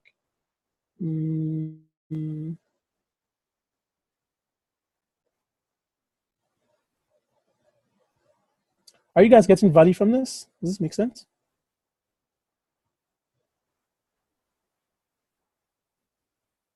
Awesome.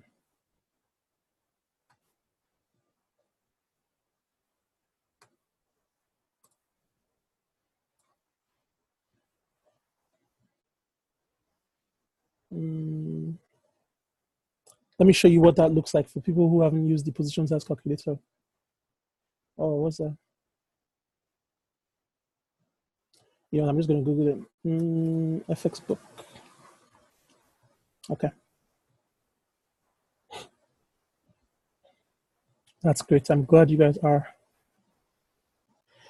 I don't know why this isn't working. I have too many tabs open.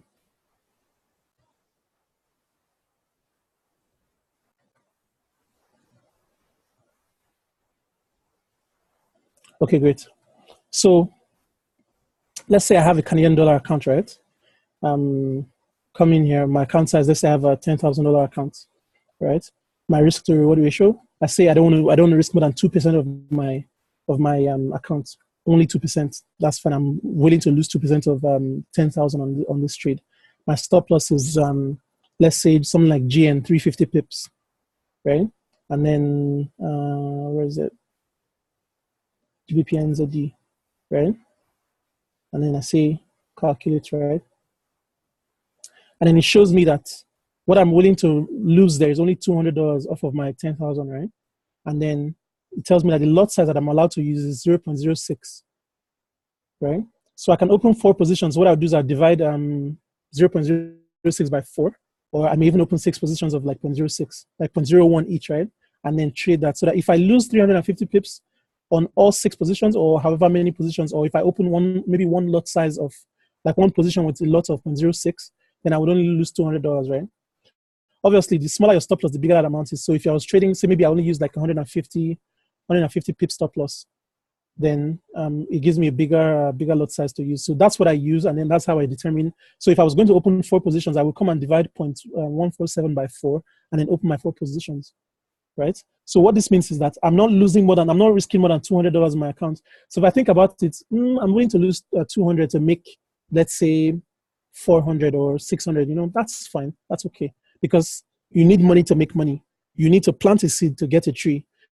So if you're holding your seed and you're not letting your seed go, nothing's in it. You have to put your seed in the ground, let it die, and then germinate before it becomes a tree and gives you more fruit, right? So you have to risk something to get a reward, right? So I'm saying I'm willing to risk 200 off of my 10,000 to get however many pips off of that. You know, 2,000 pips at like maybe 0.147. 2,000 pips at 0.1 alone is $2,000, right? So I'm risking 200 to make 2,000. That's like a 10-to-1 risk to reward ratio, right? So this is a position size calculator. I really advise you guys to do this, because I've seen people who have like $100 accounts, you know, using like a standard lot. And I'm like, if you have high leverage, you shouldn't be doing that anyway, you know? So use a position size calculator. I'm going to send you guys the link in the chat.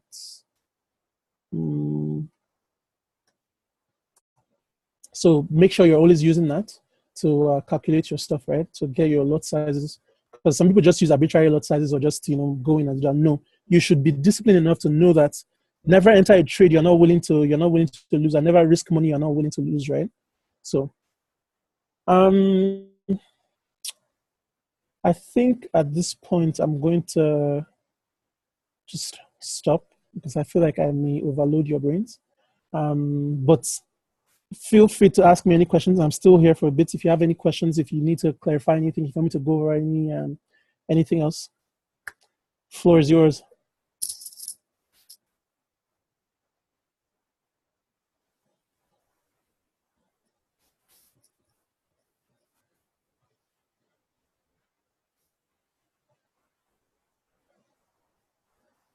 Where's Asra? Any questions? I'm here. Guys?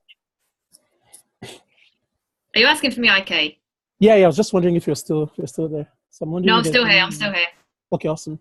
So wondering if there's any questions. Otherwise, I think I'm just going to stop it there before I blow everyone's brains out. Very productive webinar, absolutely. Awesome. I hope Maz was on here, because he had asked for the entries. So. No, do you know what? He's not well, so he asked us. He was for a bit, and then he's asked for a recording. Recording. So okay, we've had like 5-6 people record anyway. So okay, that'll be good. That's great. But look, you pulled IK. People are asking for your number. So I'm on the. I'm guessing you're on the. Yeah, Chinedu is in Chinedu. You're in the same group as IK. We're all in one group. So yes, you've already got his number. Yeah. So my number is on the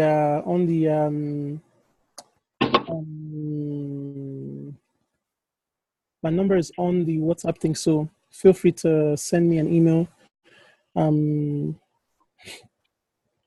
Send me an email, send me a WhatsApp message or whatever, and ask me questions. I know sometimes I look kind of scary, but I'm nice. I promise I will answer your questions. He's not. He's lying. No. I will answer. I'm Are you Igbo? I'm Delta Igbo. I'm from Delta State. I'm from Delta State, so yeah. All my questions were answered. I didn't even realize I had those questions. Awesome. Yeah, that's awesome. So I promise you guys once I have time, because I'm like busy with school and work. So I may not respond to you right immediately, right quick. But once I do have the time, I'm like always open and will answer any of your questions and maybe send you charts or whatever. So also, if you do like your chart markups and you want me to look at it and see if I see something else, or if I'm okay with it, let me know. Just send it to me and I will quickly look at it and then let you guys know. I know Asha doesn't have another webinar for a bit, so I'm okay to stay for a while if people have questions. And yeah, it's not till another half an hour, IK. So okay. Yeah. So yeah, I'm still here for a bit. So yeah, awesome webinar. Thanks, Riz. Thanks, Tatiana. Can I get your WhatsApp number? Yeah, it's in the group chat. 100% value. Awesome. I'm not gonna attempt to say that name because I think I'm gonna murder it. Amazing webinar, very informative. You went through everything in detail. That's great. Well, from Delta State. I want to join the group, please. I'm only in the Telegram group. SM1, please talk to your upline and let them know to add you to Usher's group chat on WhatsApp. I really have a lot to learn from you. You have a lot to learn from IML TV and IML Academy. That's where I learned everything from. So, and from reading like stuff online. So, yeah, feel free to plug into those and then be on there. Thank you, great webinar. Awesome. Thank you for staying till the end, because I know not a lot of people stay till the end. Thank you for that. What's your WhatsApp contact? This is a six-figure group, IK. Look, these 27 people have stayed on for 3.5 hours. This is the six-figure group. Yeah. These are the people who will make it in life. My WhatsApp contact is on the WhatsApp group chat. So I think my name, you will see my name, then I usually will pop in every now and then and say something. I should be on IML I actually want to be at some point, so get Asha to talk to her boys and tell them to get me a channel. Every morning when you wake up, send Asha a message and be like, talk to your boys. No, it's gonna happen. It's gonna happen, IK. I can feel it. Amen. I can feel it, IK.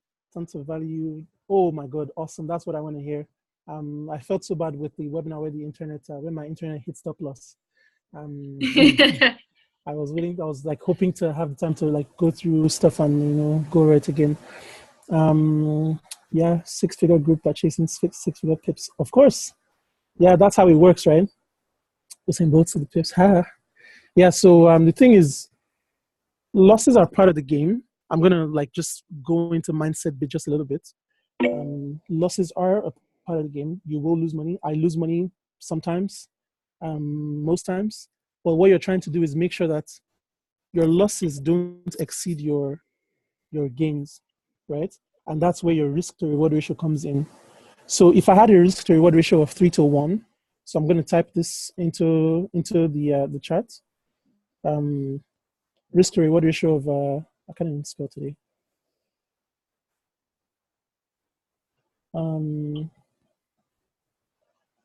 Of 3:1, right? Say for every 1 pip I'm risking, I think I did that the opposite way. It should be the reverse. So 1 to 3. So every 1 pip I'm risking, I'm looking to gain 3 pips, right? So what that means is, if I lose a trade, right, I would have to win 1 trade and lose 3 to be at break even, right? I lose 1 trade, rather I lose 3 trades and win 1, and I'm at break even, right? So I could lose 2 trades and win 1, and I'm still in profit, right? I could lose 2 trades, win 1, and I'm still in profit. Why? Because my risk to reward ratio is perfect. So when you see people who are risking stop loss is 25 pips, right? And TP is 5 pips. You know what that means? Is they have to win 5 trades and lose 1 to be at break even. That's a poor risk to reward ratio. You don't want to be doing that, right? So you have to be very selective with your trades. You're not just going to date anyone. You're not just going to eat any kind of food. You're not just going to go to every party or just going to go to everywhere or like do everything. You have to be very selective with your trades. Not every opportunity is for you. Not every move is for you. Be patient, right? Wait for the high probability trades and then enter those ones. Does that make sense? Right? So with this one, what you do is you protect yourself. All you just have to do is win 1 trade. If you even lose 2, you're still in profit. You're still well in profit, right? So let's say you did a 10 pip stop loss, right? And TP of 30 pips, right? If you lost two trades, you would have lost 20 pips. And you win 1, you would have gained 30 pips. You are still 10 pips in profit. Still 10 pips in profit. Basically, what you've done is you've lost 2 and just won 1. So you have to be very, very careful and look for those trades that have good risk to reward ratio. Not every trade is for you. If you jump into everything, you will lose money. Okay? Don't overtrade. Don't be eager to do all the things, right? Be careful. Stop and wait. That's how to succeed in the game. Does that make sense?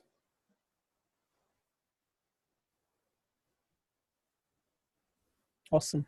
So all of this stuff that I'm talking to you guys about today, I learned from IML TV and IML Academy, right? I learned all these things from the TV and the Academy. Anything I'm saying to you is not anything that is news or should be news if you've watched the basics and intermediate ones, right? I'm just showing you the application of it, the practicality of it, right? So I'm doing what you would see on an IML TV session. So if you're watching like Stevenson Lindor on Sundays or on Tuesdays, or John Mark on Saturdays or Mondays, or watching Lex Waves on every morning, every morning from Monday to Friday, or Christopher Derrick, or whoever you like to watch, or forex chicks on Thursdays or Sundays, right? Whoever you like to watch, just go there and see what they do, how they do what they do, and just follow them. I learned all these things from all of them, watching different people, seeing things from different people's eyes, and then just learning from that, right? So guys, I think I'm going to hop off at this point. I really, really, really, really, really do hope that you guys got value from this, and please feel free to ask any questions, or myself or Rayan or any of the other people. We're always here to help you.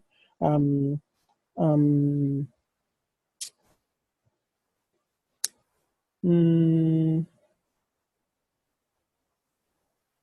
on. Anyway, everybody's here to help you. We have the group chat where you can ask questions, where you can interact with a lot of amazing traders and networkers, right? So do use your resources. You actually pay for this thing. So the harmonic scanner, the eCoin, that's what forex call me. You actually pay for the harmonic scanner. Use it. Web analyzer, use it. IML TV, IML Academy, swipe trades, FX signals live, Fusion Trader. Use all of that stuff, right? And one thing I always say to people is, if something happened to IML and IML went away today, what you want to have taken away from it is the knowledge, right? The knowledge is very, very important, right? So you have to invest in that stuff, right? Go on the TV, watch people do stuff. Go on the academy, watch those recordings, right? You want to get that knowledge. You want to be sure of what you're doing, so that tomorrow you can be self-sufficient, right? IML is here to help you and give you that knowledge, help you to make money with swipe trades and harmonics and all that stuff. So use it and use it well. Okay, so I didn't mean to preach today, but thank you so very much, Rehan, for coming on. Rehan is our master trader, and thank you so much to Asra for organizing the whole thing. Making a dope flyer. I kind of look like a good person on that flyer, and I'm like, I probably have to send that to my mom now. And thank you guys for coming on and staying on. I really, really, really, really, really hope that you guys got value from this, and we will be organizing something else, probably not next week, but smashed it. Probably not next week, but sometime soon. So guys, in that time, please go on the academy, please go on the TV. Okay, please put in the time. Go on TradingView, markup charts, draw your trend lines, draw your channels, do all those things, and make sure that you're fine and you're familiar with all those things. Okay, so I'm going to stop talking now. Okay, set some homework for next time. Ooh, I have to think about that one, and we have to have it done by that time. Yeah. Okay, I will think of something and send it to the group chat. Smashed it.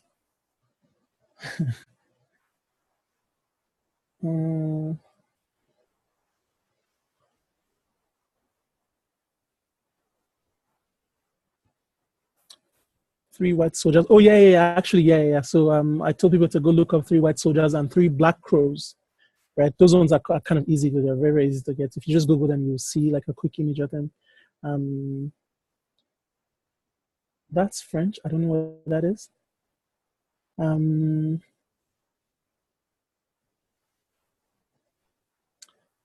Galaxy S6. I think you're like maybe 3.5 hours late to the party. It was a forex trading training. Please talk to your upline and it will put you on. But anyway, yeah, I'm gonna hop off at this point. So thanks, guys. Send your comments or questions or anything to the group chat, and I will be answering them as soon as I can. Or you can send me a private message if you so feel inclined. But thank you so much, guys.